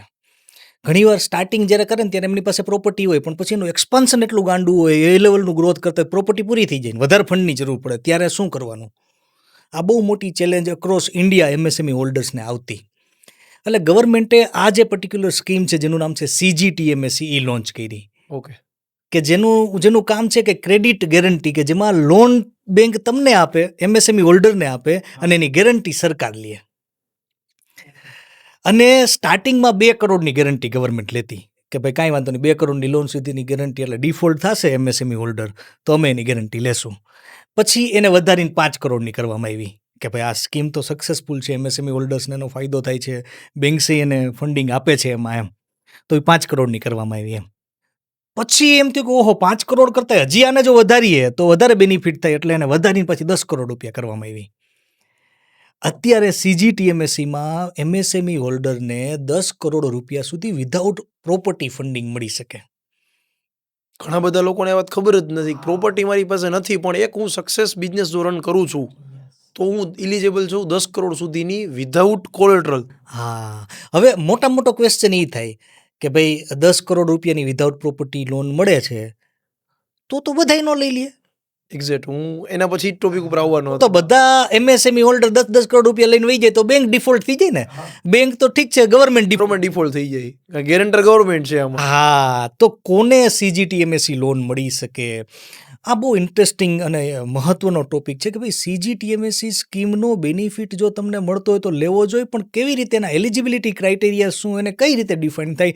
તો સૌથી ઇમ્પોર્ટન્ટ ક્રાઇટેરિયા એ કે CGTMSE લોન કાં તો તમને મશીનરી લેવા માટે મળે, કાં તો કન્સ્ટ્રક્શન કરવા માટે મળે, કારખાનાનું કન્સ્ટ્રક્શન, મકાનનું નહીં, એમ કારખાનાનું કન્સ્ટ્રક્શન કરવા માટે મળે, અને કાં તો તમને વર્કિંગ કેપિટલ માટે મળે, ડે ટુ ડે તમારા ટ્રાન્ઝેક્શન, તમારા ફંડની જરૂર પડે એના માટે. આવા 3 પર્પઝ માટે પહેલાં તો CGTMSE લોન મળે. બીજી વસ્તુ, CGTMSE લોન નવા યુનિટને પણ મળી શકે અને એક્ઝિસ્ટિંગ યુનિટ કે જે ઓલરેડી ચાલતું હોય એમને પણ મળી શકે. નવા યુનિટને ઓછી અમાઉન્ટથી ચાલુ થતું હોય, સાવ નવો ધંધો છે જેની પાસે કાંઈ એક્સપિરિયન્સ નથી તો બની ગઈ 50 લાખની આસપાસનું, કરોડની આસપાસનું આપે બેંક. જ્યારે એક્ઝિસ્ટિંગ બિઝનેસ છે તો એને બની શકે જેની પાસે પાસ્ટનો ટ્રેક રેકોર્ડ છે, પ્રોફિટેબિલિટી એસ્ટાબ્લિશ થઈ ગઈ છે, ખબર છે કે ભાઈ અહીંયા પૈસા દેવાથી વાંધો નથી, ડિફોલ્ટ થાય એમ નથી, યર ટુ યરની બેલેન્સ શીટના આધારે એને કરીશ આપી, અને એને 10 કરોડ સુધી મળી શકે. હવે ઇમ્પોર્ટન્ટ ક્વેશ્ચન એ થાય કે બેંક કોને પૈસા આપે ને એ કેવી રીતે ડિસાઇડ થાય? તો બેંક શું વિચાર કરતી હોય કે માની લો કે બેંકે ABC કંપનીને પૈસા આપવા ને તો બેંક વિચાર કરે કે ABC કંપનીના ડિફોલ્ટ થવાની પ્રોબેબિલિટી શું, અને ડિફોલ્ટ થશે તો મારા પૈસાનું શું? માનો 1 કરોડ રૂપિયા ABCને આપ્યા, કાલ સવારે ABC ઉઠી ગઈ કંપની, તો ABCના પૈસા ક્યાંથી રિકવર કરીશ? કાં તો એ પ્રોપર્ટી આપી તો એ પૈસા રિકવર થઈ જાય, પ્રોપર્ટી તો છે નહીં. તો ગવર્મેન્ટ એમ કીધું તમે ABC કંપનીને 1 કરોડ રૂપિયા આપો, એની ગેરંટી અમે લેશું, પણ અમે પૂરેપૂરી ગેરંટી નહીં લઈ, 1 કરોડની ગેરંટી નહીં લઈ. નકર તો તમે ગમે એને પૈસા આપવા માંડો, તમને ખબર છે ગવર્મેન્ટ ગેરંટી લેવા બેઠી, ગમે એને ઉપાડીને તમે પૈસા દઈ દો તો તમે કંઈ ડ્યુ ડિલિજન્સ કરો જ નહીં, તમે ચેક કરો જ નહીં કોને પૈસા દેવા ને કોને ન દેવા. તો અમે 75% લઈને 90% સુધી ગેરંટી આપશું. બરોબર છે. એટલે થોડું તમારું બી ભેગું રિસ્ક તમારે રિસ્ક કરી, એટલે તમે જરાક ચેક કરીને પૈસા આપો. એટલે બેંક ચેક કરે કે ભાઈ 1 કરોડમાં સામે મારું 10 લાખથી લઈને 25 લાખનું રિસ્ક છે, નો ડાઉટ ગવર્મેન્ટ, એટલે પેલા સાવ ન આપતી, એના કરતાં બેંક એને પૈસા આપે પણ એ થોડુંક ડ્યુ ડિલિજન્સ કરે. અને એટલા માટે આમાં હાઇબ્રિડ પ્રોડક્ટ બેંકોએ લોન્ચ કરી. હાઇબ્રિડ પ્રોડક્ટ એટલે કે ગવર્મેન્ટ બેંકનું રિસ્ક કેટલું છે? 10 લાખથી લઈને 25 લાખનું એક્ઝામ્પલ, 10% રિસ્ક છે. તો બેંકે એમ કીધું કે તમે અમને થોડીક પ્રોપર્ટી આપો, થોડીક ફિક્સ ડિપોઝિટ આપો, કે જેને કારણે અમારું આ 10 થી 25% રિસ્ક ન રહે. એટલે એટલું રિસ્ક કવર સેફર સાઈડ થઈ જાય, સેફર સાઈડ થઈ જાય, બાકીનું ગવર્મેન્ટ આપી દે, એટલે બેંકને કોઈ પણ જાતની ચિંતા ના રહી. અને હાઇબ્રિડ પ્રોડક્ટ કહેવાય. એટલે CGTMSEમાં તમને એવા કેસ પણ જોવા મળે કે જેમાં તમે કોઈ વ્યક્તિ 2 કરોડની પ્રોપર્ટી આપે ને 10 કરોડ લોન આપે બેંક, બાકી 2 કરોડની પ્રોપર્ટી કેમ 10 કરોડ પોસિબલ થાય? બરોબર છે. તો આ બહુ જ પાવરફુલ સ્કીમ છે ને એઝ અ MSME હોલ્ડર કોઈ પણ જાતની પ્રોપર્ટી વગર અથવા બહુ ઓછી પ્રોપર્ટી પર વધુ અમાઉન્ટનું ફંડિંગ મળતું હોય, અને જે લોકોને શંકા હોય કે આવી રીતે થાય કે ન થાય, ખરેખર આવું મળતું હોય કે ન થાય, તો એનો ગવર્મેન્ટનો ડેટા છે કે અત્યાર સુધીમાં 10 લાખ કરોડની ગેરંટી ગવર્મેન્ટે લીધી છે. એટલે 10 લાખ કરોડથી વધુની લોન CGTMSE સ્કીમ અંતર્ગત લોકોને મળી ગઈ છે. એટલે આમાં કોઈ ક્વેશ્ચન નથી કે આ મળે કે ના મળે, તમને મળે કે ના મળે એ જોવાનું તમારે. આપણી એલિજિબિલિટી ચેક કરવાની છે. કોઈ પણ બેંક પાસેથી મળે, નેશનલાઇઝ કે ઓકે. પણ પ્રાઇવેટ બેંકો છે ને, જે પ્રાઇવેટ બેંક્સ એ થોડીક રિસ્ક લેવામાં બહુ વિચારતી હોય, એટલે એ શું હોય કે જેનો એક્ઝિસ્ટિંગ ધંધો હોય ને એને ઇઝીલી આપે. ગવર્મેન્ટ બેંક જે છે એ નવા વાળાને આપે અને એક્ઝિસ્ટિંગ બિઝનેસ હોય. મેન્યુફેક્ચરર્સને ઓનલી મળે કે કોઈ ટ્રેડિંગ કરતા હોય, કોઈ નોમિનલ જોબ? ઓકે. એટલે કમ્પલસરી મેન્યુફેક્ચર આવતું જ નથી, ઓફિસ સિવાય કંઈ આવે નહીં. આવે. હા, સર્વિસ ઇન્ડસ્ટ્રીમાં મળી શકે. માની લો કોઈ હોસ્પિટલ સર્વિસ ઇન્ડસ્ટ્રી છે, કોઈ એજ્યુકેશનલ ઇન્સ્ટિટ્યૂટ છે જેને રાઇટ વેમાં સર્વિસ તરીકે તમે પ્રોજેક્ટ કરો અને બતાવો એ પ્રમાણે, તો એમાં મળી શકે. સર્વિસ ઇન્ડસ્ટ્રીને મળે, મેન્યુફેક્ચરિંગને મળે, ટ્રેડિંગવાળા માટે ના મળી શકે. બરોબર છે. અને એના રેટ ઓફ ઇન્ટરેસ્ટ કેવા હોય છે અને કોઈ વ્યાજ સહાય સબસિડી રૂપે કે ના જે રેટ ઓફ ઇન્ટરેસ્ટ હોય ને એ જ રેટ ઓફ ઇન્ટરેસ્ટ હોય. એટલે કે માની લો કે 8.5 9.5% રેન્જમાં અત્યારે મોર્ગેજ લોન મળતી હોય એ જ રેટમાં મળે, પણ પ્રોપર્ટી વગર મળે. એટલે બિઝનેસમેનને બહુ હેલ્પફુલ. બરોબર છે. કોઈ પણ બિઝનેસમાં શોર્ટ ફંડિંગ ટૂંકા ટાઈમમાં સૌથી ઇઝીએસ્ટ વે કોઈ બિઝનેસ છે શરૂઆત કરે છે, હવે એને કોઈ એક્સ અમાઉન્ટ બહુ નાનું અમાઉન્ટ એને જોઈ છે, according to your experience any wisdom સૌથી નાનો કે સહેલો રસ્તો કયો? વાહ, બહુ બહુ બહુ જ સરસ ટોપિક તમે કાઢ્યો. એમએસએમઈ બિઝનેસમેન છે ને એની અત્યારે મોટી તકલીફ શું છે ખબર છે? એ જેને માલ વેચે છે ને એ માનો હાથી છે, તો હાથી આને દબાવે. કારણ કે કેડી કહેવાય. હવે માની લો કે તમે 250 કરોડ 300 કરોડ 500 કરોડની કંપનીને તમે વેચો માલ, બરાબર, અને તમારું ટર્નઓવર તો 10 કરોડ છે એક્ઝામ્પલ તરીકે, તો એ હાથી છે ને તમે કીડી છો. એટલે તમારે કન્ડિશનો બધી એની માનવી પડે. એટલે ગવર્મેન્ટે પેલો કાયદો લઈ આવ્યો કે 45 દિવસમાં ફરજિયાત એ લોકો આને પેમેન્ટ કરવાનું. પણ 45 દિવસ તો રોકવાના ને રૂપિયા. એટલે બધી રીતે XYZ રીતે એને પેમેન્ટ મોડું થાય, એને 45 દિવસ માટે જે ક્રેડિટ સાયકલ હોય ને ઊભી રહી જતી હોય. તો ગવર્મેન્ટે એક બહુ જ પાવરફુલ પ્લેટફોર્મ લોન્ચ કર્યું, અતિશય પાવરફુલ. અને દરેક બિઝનેસમેનને આ પ્લેટફોર્મ વિશે ખબર હોવી જોઈએ. એનું નામ છે ટ્રેડ્સ પ્લેટફોર્મ. ટ્રેડ્સ પ્લેટફોર્મનું થાય trade receivable electronic discounting system. Okay. Trade એટલે આ એક એવું પ્લેટફોર્મ છે કે જેમાં સેલર, બાયર અને બેંક ત્રણેય કનેક્ટ થાય. અને ગવર્મેન્ટના ઓથોરાઇઝડ વાળું RBI અપ્રુવડ આ પ્લેટફોર્મ છે. આ પ્લેટફોર્મ કઈ રીતે કામ કરે બહુ ઇન્ટરેસ્ટિંગ છે, સમજવા જેવું છે. અને થોડુંક તમને કહું ને કે નોર્મલ રીતથી અલગ રીતે ચાલનારું પ્લેટફોર્મ છે. દરેક વ્યક્તિએ સમજવું જોઈએ. ટ્રેડ્સ પ્લેટફોર્મ વિશે આપણે વાત કરીએ. માની લો કે હું સેલર છું. ઓકે. ₹1,00,000નો માલ મેં તમને વેચ્યો, તમે કોર્પોરેટ હાથી છો, 500 કરોડનું ટર્નઓવર એક્ઝામ્પલ તરીકે તમારું છે. ગવર્મેન્ટ અત્યારે કહી દીધું કે જે કોર્પોરેટનું ટર્નઓવર 250 કરોડ પ્લસનું હશે ને એને ફરજિયાત ટ્રેડ્સમાં પોતાની જાતને રજીસ્ટર કરાવવાના. બરોબર. ફરજિયાત એ પ્લેટફોર્મ ઉપર તમારે રજીસ્ટર કરો. એટલે તમે ટ્રેડ્સના પ્લેટફોર્મ ઉપર છો જ ઓલરેડી. હવે મારે મારી જાતને ટ્રેડ્સના પ્લેટફોર્મ ઉપર રજીસ્ટર કરાવી નાખવાની એઝ અ MSME હોલ્ડર. હવે મેં એક્ઝામ્પલ તરીકે આપણે લઈએ છીએ કે ₹1,00,000નો માલ તમને વેચો. તમે કહો કેવિનભાઈ કાંઈ વાંધો નહીં, 45 દિવસમાં તમને તમારા ₹1,00,000 મળી જશે. પણ મારે અત્યારે ₹1,00,000 જોતા છે. મારે મારું ગાડું ચલાવવાનું છે, મારે એમ્પ્લોયને પગાર દેવાનો છે, મારે માલ લેવાનો. કે નાની કંપની છે ને સાયકલ ડિસ્ટર્બ. સાયકલ ઊભી રહી જાય. હવે એટલા માટે બિચારી નાની કંપની શું કરતી હોય, બેંકમાં જઈને લોન લેતી હોય. ત્યાં બેંક એની પાસે પ્રોપર્ટી માગે. બધા પાસે પ્રોપર્ટી હોય નહીં, બરાબર, લોચો પડે. અત્યારે ઘણીવાર એક્સપાન્શન થતું હોય ત્યારે પૈસાની જરૂર પડે. તો શું કરવાનું? મારે પૈસા જોતા હોય તમારે કરવું. નાના બિઝનેસમેનને હજારો હર્ડલ્સ આવતા હોય. હજારો એના હર્ડલ્સ આવતા. હવે કેવું થાય, આ ઇન્ટરેસ્ટિંગ પ્લેટફોર્મ કઈ રીતે કામ કરે કે મેં તમને ₹1,00,000નો માલ વેચ્યો છે, તો હું ટ્રેડ્સના પ્લેટફોર્મ ઉપર આવી ગયો. મારું એક ઇન્વોઇસ જનરેટ થાય કે કેવિનભાઈએ માતંગભાઈને ₹1,00,000નો XYZ કંપની, તમને Matang and company Kevin and company લઈએ તો તમને ₹1,00,000નું ઇન્વોઇસ જનરેટ કરું. અને તમે એમ કહો કે આ 45 દિવસ પછી કેવિનભાઈને પૈસા આપવાની જવાબદારી મારી, ગેરંટી, હાલો કાંઈ વાંધો નહીં. એટલે હું શું કરું, મારું જે ઇન્વોઇસ છે ને એ ટ્રેડ્સના પ્લેટફોર્મ ઉપર ચડાવી દઉં. જેવું ચડાવું ને એમાં તમારું નામ લખ્યું એટલે તમને સીધું નોટિફિકેશન આવે. તમને પૂછે કે ભાઈ સાચું છે તમે 45 દિવસ પછી કેવિનભાઈને ₹1,00,000 દેશો? તમને ખબર જ છે કે 45, આ તમે એમ કે ઓકે કરો ઇન્વોઇસને, કે આ કાંઈ વાંધો નહીં, મારે તો 45 દિવસ પછી દેવાના જ છે અને હું દઈશ. જોજો હવે બહુ ઇન્ટરેસ્ટિંગ વસ્તુ બને. તમે જેવું ઓકે કરો ને એટલે એ ટ્રેડ્સના પ્લેટફોર્મ પર મલ્ટિપલ બેંક્સ છે, મલ્ટિપલ NBFC છે, એ તમારું એનાલિસિસ કરે કે ભાઈ તમે કેટલા પાવરફુલ છો. માની લો કે તમે ટાટા છો તો ગેરંટી ₹1,00,000 મને આપવાના જ છો. પણ હજી તમે નાના છો કે જેમાં જે રિસ્ક છે બેંકને, તો આપવાની પોસિબિલિટી વધી જાય. એટલે બધી NBFC, બધી બેંક તમારું આપણું જે ઇન્વોઇસ છે ને એનાલિસિસ કરે, તમારું એનાલિસિસ કરે કે તમે કેટલા પાવરફુલ છો. એના બેઝ ઉપર એ બિડિંગ કરે. બિડિંગ કરે એટલે હરાજી કરે ઇન્વોઇસની. અને મને કે ICICI બેંક એમ કે કેવિનભાઈ લાખની આમે ₹97,000 તમને દઈશ, હાલો 24 કલાકમાં પૈસા. ₹3,000 મારા જોતા છે. તો એક્સિસ બેંક એમ કે ₹97,500 દઈશ. SBI એમ કે ₹98,000 દઈશ. એટલે મારી પાસે મલ્ટિપલ ઓપ્શન મળી જાય. મને ઓપ્શન મળે. મને ખબર પડે કે ભાઈ માને 48 કલાકમાં જોતા છે રૂપિયા, તો ક્યાંથી મળી શકે. NBFC માં તાત્કાલિક, નહીં તો ઓલું નોર્મલ તો કેટલું લાંબી પ્રોસેસ હતી.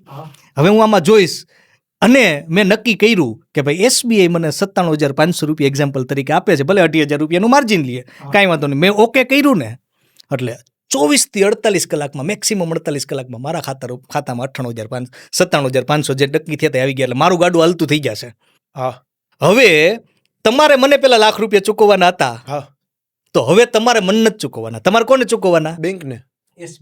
SBI ને અને આમાં એ રીતની સિસ્ટમ હોય, ઓલરેડી જે સિસ્ટમ હોય એ નક્કી થયેલી હોય, બાય ડિફોલ્ટ તમારા ખાતામાંથી લાખ રૂપિયા 45 દિવસે નીકળી જાય અને આના ખાતામાં, બેંકના ખાતામાં આવી જાય. હવે જોજો, બહુ ઇન્ટરેસ્ટિંગ વસ્તુ, બહુ મજા આવે એવી વસ્તુ, કે માની લો કે તમે ના પાડી આપવાની. એઝ MNCs મેં ના પાડી. એક્ઝામ્પલ તરીકે કે તમે ડિફોલ્ટ થઈ ગયા, તમે ના પાડી આપવાની, તો એ જવાબદારી કોની? કારણ કે બેંકે તો તમે મને ચૂકવી દીધા. તો અહીંયા જવાબદારી મારી કાંઈ નથી, સેલરની કાંઈ જવાબદારી નહીં, એ તમારે ને બેંકે જોવાનું. કેવિન એન્ડ કંપની જેથી ફ્રી થઈ જાય. ફ્રી થઈ ગઈ, સેલર ફ્રી થઈ ગયો. પછી એ ડિફોલ્ટ થાય ને તો સરફેસી એક્ટ 2002 પ્રમાણે, જે આપણો સરફેસી એક્ટ છે એ પ્રમાણે તમારી સામે કેસ કરી શકે ને તમારી પાસે ઉઘરાવી શકે રૂપિયા ને, એ બધી પ્રોસેસ કરવાની. પણ મારી ઉપર 1 રૂપિયાની લાયબિલિટી ન બને. એટલું બ્યુટીફુલ આ પ્લેટફોર્મ છે. 5 લાખ કરોડથી વધુના ઇન્વોઇસ આ પ્લેટફોર્મ ચાલુ થયું ને એના પછી લોકોએ ડિસ્કાઉન્ટિંગ કરાવ્યા છે. અને ઇન્વોઇસ ડિસ્કાઉન્ટિંગ કહેવાય. એટલે મારું ઇન્વોઇસ તો આપણે કેમ ડિસ્કાઉન્ટ કરવા જાય, આપણે LC ડિસ્કાઉન્ટિંગ કરતા હોય. ડિસ્કાઉન્ટિંગનો સિમ્પલ ભાષામાં શું થાય? માની લો કે હું શૂટ લેવા ગયો, 1000 રૂપિયાનું શૂટ છે, પણ ઓલો એમ કહે કે હું 990 આપીશ, 10 રૂપિયા તમને ડિસ્કાઉન્ટ દીધું. આપણે કહીએ ડિસ્કાઉન્ટ. એ જ રીતે ઇન્વોઇસમાં ડિસ્કાઉન્ટિંગ થાય. લાખ રૂપિયાના ઇન્વોઇસના કોઈ 97,500 લે તો એ ડિસ્કાઉન્ટિંગ થઈને મને પૈસા મળી જાય, અને એ પ્રમાણે એનું ચાલે. આ બહુ સરસ પ્લેટફોર્મ છે. અને ટ્રેડ્સ પ્લેટફોર્મનો આવા તો કેટલા, આ તો ગવર્મેન્ટનું પ્લેટફોર્મ છે. આ રીતના પ્રાઇવેટ પ્લેયર્સ પણ ઘણા બધા છે કે જે ઇન્વોઇસ ડિસ્કાઉન્ટિંગ કરતા હોય અને બહુ સારું કામ કરતા હોય. તો એઝ અ બિઝનેસમેન તરીકે જો આપણે આ બધી વસ્તુનો યુઝ કરીએ તો જો તમને કોઈ પણ જાતની પ્રોપર્ટી વગર મને પૈસા મળ્યા, કોઈ પણ જાતના રિસ્ક વગર મને પૈસા મળ્યા, અને 24 થી 48 કલાકમાં પૈસા મળ્યા, મારે બીજું શું જોઈએ? તો નાના બિઝનેસમેન જેટલું પ્રોડક્શનમાં, ક્વોલિટીમાં, માર્કેટિંગમાં ધ્યાન દઈએ, 20% આ રીતે આમાં ધ્યાન દઈએ તો એનો બિઝનેસ ઘણો બધો ગ્રો થાય. આ વખતેના બજેટમાં ગવર્મેન્ટે કીધું ટ્રેડ્સના પ્લેટફોર્મને અને જેમના પ્લેટફોર્મને બેને મર્જ કરી અને CGTMSE સ્કીમ પણ હવે લોન્ચ કરી દીધી.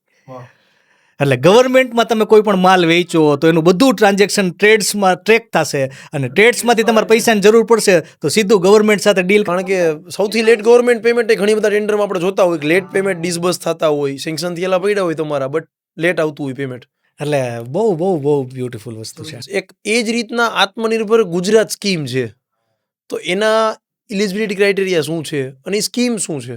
આત્મનિર્ભર ગુજરાત સ્કીમ જે છે ને એ હવે ટૂંકમાં કહેવાય ને કે એનો ગઢપણનો ટાઈમ ચાલુ થઈ ગયો છે. યુવા નથી 2022માં, 2022થી 2027 સુધીની આ સ્કીમ છે અને બહુ જ સારી સ્કીમ છે ને ગુજરાતના MSME હોલ્ડરે આનો બેનિફિટ લેવો જોઈએ.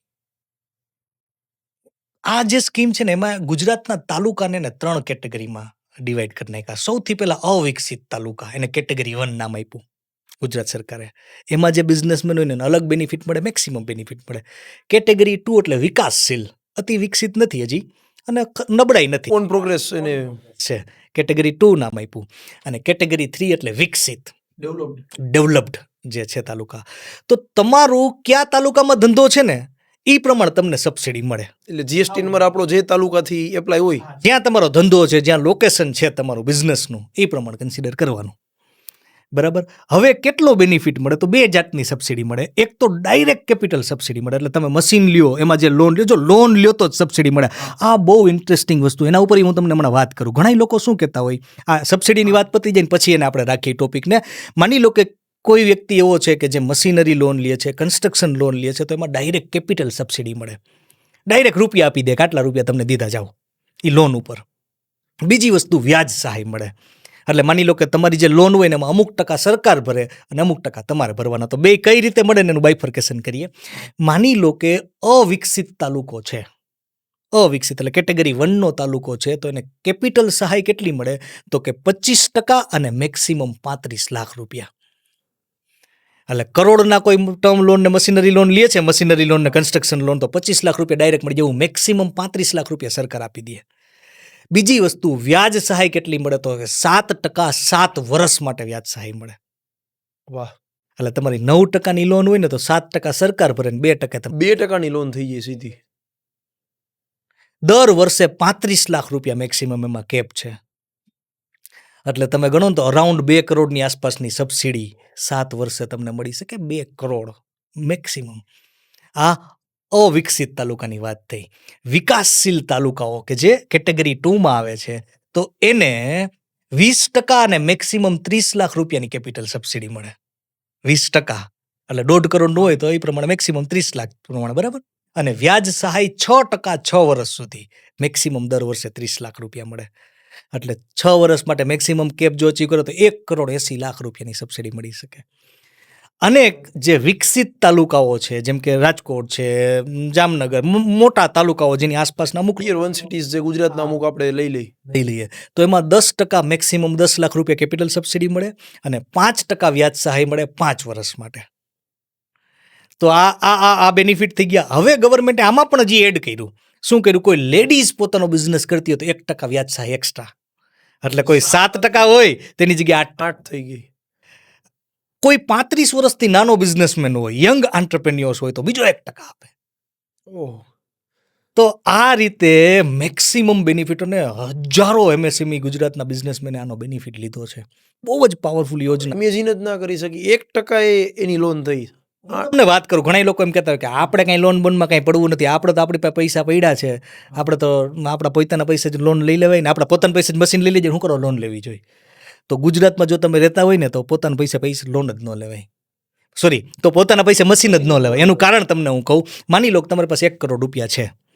હવે 1 કરોડ આપી અને તમે મશીન લીધું, તમને શું બેનિફિટ મળ્યો? 1 કરોડનું મશીન 1% પડ્યું. હવે માની લો કે તમે અવિકસિત તાલુકામાં છો, સમજો. હવે તમે 1 કરોડ રૂપિયા તમે બેંકમાં ફિક્સ ડિપોઝિટ પહેલાં મૂકી દીધા, એટલે તમને એનું વ્યાજ મળવા મળશે ફિક્સ ડિપોઝિટનું. બીજી વસ્તુ, એ ફિક્સ ડિપોઝિટને તમે ગેરંટી બનાવીને એની સામે 75 લાખની લોન લઈ લીધી, એક્ઝામ્પલ તરીકે. તો 75 લાખના 35%, બરાબર, અંદાજિત માની લો કે 20 લાખ રૂપિયાની આસપાસનો જે આંકડો થાય, 20 લાખ રૂપિયાની ડાયરેક્ટ તમને સહાય મળશે. એટલે કે ઓમાં 1 રૂપિયો મળવાનો નથી, 20 લાખ રૂપિયા સરકાર તમને. મશીન જ ઓટોમેટિક 80 લાખનું થઈ ગયું. 20 લાખ તો મળી ગયા. તમને આપું છું એક્ઝેક્ટ ડેટા, તમે ફિગર કાઢો કે 75 ના 35% જે થાય એક્ઝેક્ટ તમને મળી ગયું, બરાબર. 20 લાખનો ડાયરેક્ટ ને બેનિફિટ થઈ ગયો. બીજી વસ્તુ, જે તમે લોન લ્યો છો એમાં 7%ની વ્યાજ સહાય, એટલે 2% તમને પૈસા વાપરવા મળે છે. તો જે પૈસા તમારે માની લો કે મશીનમાં રોક્યા, એ જ પૈસા તમે વર્કિંગ કેપિટલમાં રોકી શકો, અથવા એની ફિક્સ ડિપોઝિટ મૂકી દો તો એની સામે તમને વ્યાજ ચૂકવવાનું મળવાનું ચાલુ થઈ જશે. તો ફિક્સ ડિપોઝિટમાં માની લો કે 7% વ્યાજ મળે છે, અહીંયા તમે 2% ચૂકવો તો એમણે 5%નો બેનિફિટ થઈ ગયો. બિઝનેસ થાય તો અલગ, મશીન આવ્યા પછી 5% તો ખાલી તમે પ્રોસેસ ચેન્જ કરો છો પરચેસ ઓફ મશીનની. હા, ઘણા એમ કહેતા ને અમારા બાપ દાદા કહીને ગયા કે લોન કોઈ દી ન લેતો દીકરા, કાંઈ વાંધો નહીં, પણ જો સબસિડી મળે અને જો તમે તમારા જ પૂર્વજોને કહો કે ભાઈ આ બેનિફિટ છે તો એ જ તમને કહે તો આવું હોય તો લેજે દીકરા. એ પૂર્વજો પછી કહેવત બદલાવે.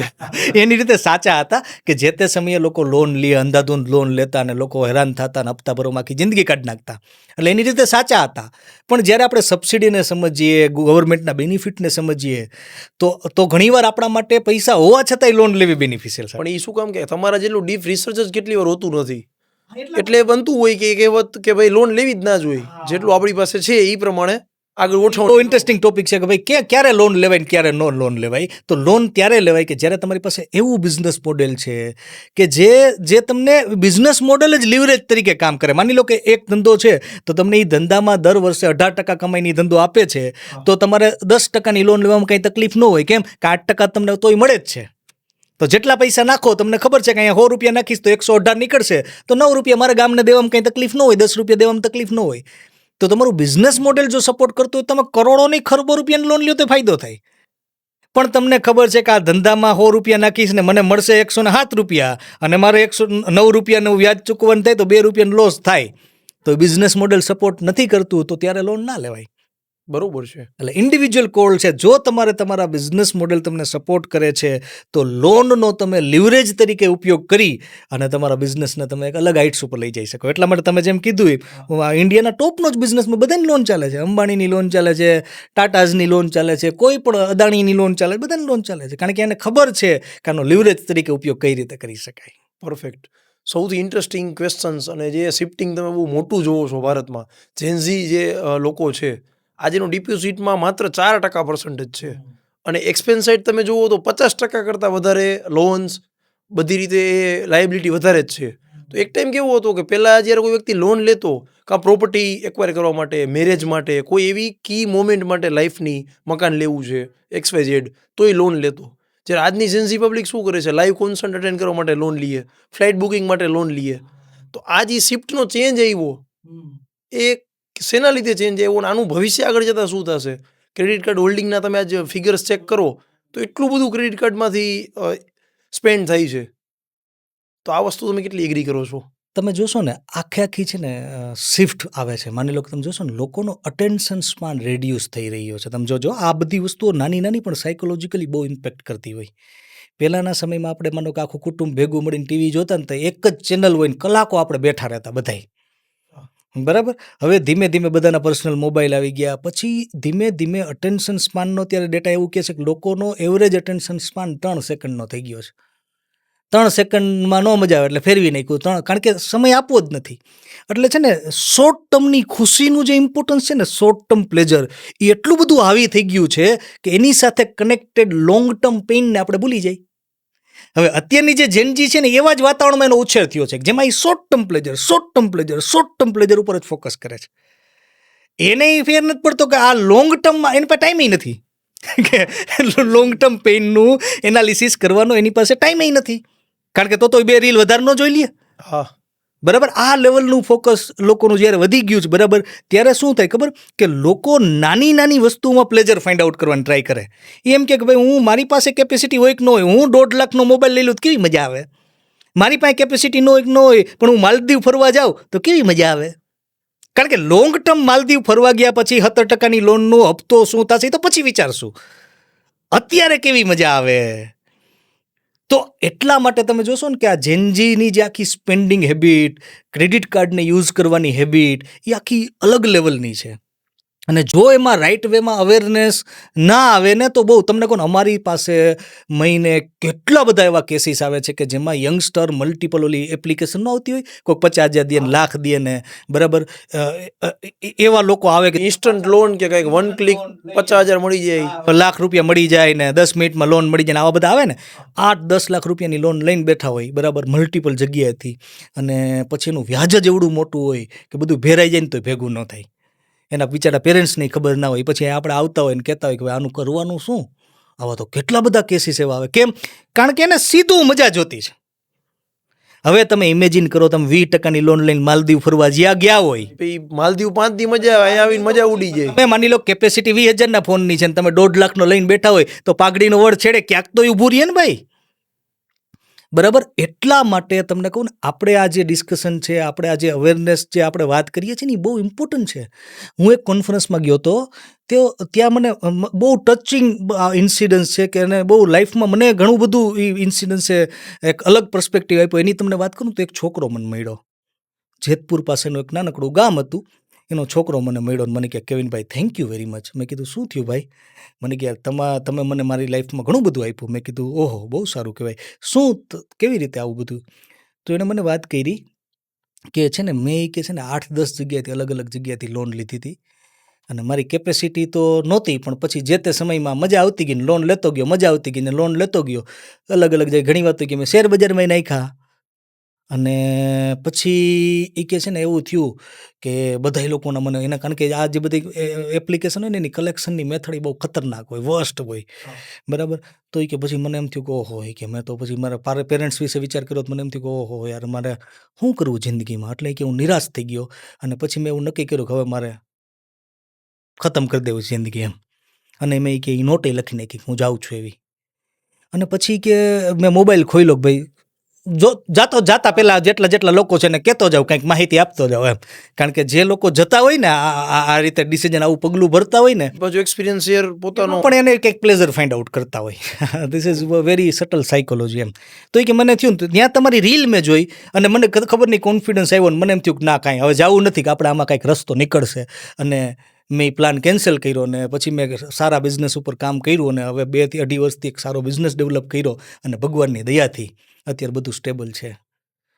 ત્યારે મને એમ થયું કે ઓ માય ગોડ આ જે ફાઇનાન્શિયલ એજ્યુકેશન છે એ કેટલું ક્રિટિકલ છે.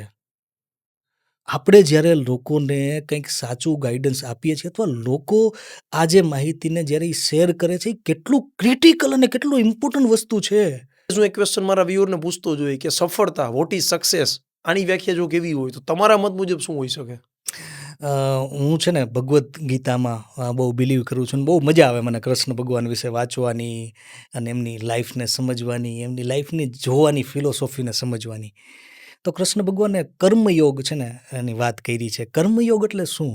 કર્મયોગ એટલે કાંઈ પણ વસ્તુ મળે પછી ખુશ થવાની જગ્યાએ, જોજો બહુ બહુ મહત્વનું છે, કાંઈ પણ વસ્તુ મળે પછી ખુશ થવાની જગ્યાએ હું કોઈ પણ કામ ખુશ થઈને જો કરું ને તો મારી લાઈફ આખી બદલી જાય.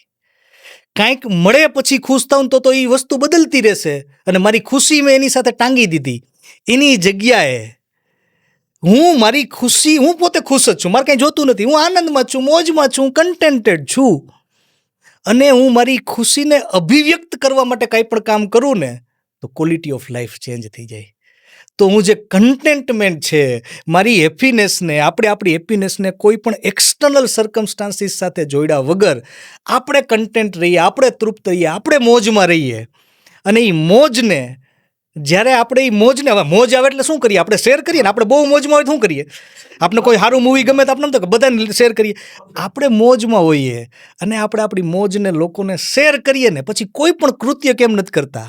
એ કૃત્ય બ્યુટીફુલ થાય ને લોકોને લાઈફમાં કંઈક આપે. તો એ જે કન્ટેન્ટમેન્ટને ફાઇન્ડ આઉટ કરવું, એ જે હેપીનેસને ફાઇન્ડ આઉટ કરવું ને, જે લોકો એ ફાઇન્ડ આઉટ કરી શકે ને, હું એને માનું છું કે એ સક્સેસફુલ છે. અને લાસ્ટ બટ નોટ લીસ્ટ એક એવી વસ્તુ પૂછવી કે એમપી ટોક્સ વિશે તમે શું કહેશો? મને બહુ મજા આવી માતંગભાઈ. હું તમને વાત કરું, તમારી જે ફિલોસોફી છે, મેં તમને પહેલું જ પ્રશ્ન એ પૂછ્યો અહીં આવ્યા પછી કે તમે શા માટે પોડકાસ્ટિંગ ચેનલ ચાલુ કરી, અને જે તમારી ફિલોસોફી છે, જે તમારી ડિરેક્શન છે, અને જે પણ તમે કંઈક કરવા માગો છો, કંઈક એવા વિચારો કે જે લોકો સુધી પહોંચે તો એમને કંઈક બેનિફિશિયલ થાય, એ જ તમારો ઇન્ટેન્શન છે, એ બહુ જોરદાર છે. અને મને ખરેખર બહુ મજા આવી મારા જે વિચારો છે જે શેર કરવાની. અને અહીંયા આવીને મને એવું ના લાગ્યું કે કોઈ એલું ઇન્ટરવ્યૂ કે એવું કાંઈ, પણ it is just like a natural talk, અને it was just a wonderful experience. Thank you very much for inviting. જોરદાર કેવિનભાઈ, તમે તમારો બહુ જ ઇમ્પોર્ટન્ટ ટાઈમ, રિસોર્સિસ સૌથી ઇમ્પોર્ટન્ટ છે એ અમારી જોડે શેર કર્યો. હું મારા બધા જ ઓડિયન્સ અને વ્યુઅરને બી રિક્વેસ્ટ કરીશ કે કન્વર્ઝેશનની કોઈ પણ વાત તમને યુઝફુલ લાગી હોય તો તમે જરૂરથી સબસ્ક્રાઇબ કરજો. કેવનભાઈ બહુ જ હેલ્પફુલ નેચરના છે. આખા કન્વર્ઝેશન રિલેટેડ કાંઈ પણ તમને હેલ્પ એમની જોતી હોય તો એમની કંપની ઓલ ઓવર ગુજરાત બધી જગ્યાએ કામ કરે છે. એમનો પણ તમે કોન્ટેક્ટ કરી શકો. અને કેવનભાઈ is easily available on all social medias, so તમે એમનો કોન્ટેક્ટ કરી શકો. ફરી મળીએ બહુ જ ઇન્ટરેસ્ટિંગ ગેસ્ટ અને ઇન્ટરેસ્ટિંગ વાતો સાથે. જય હિન્દ.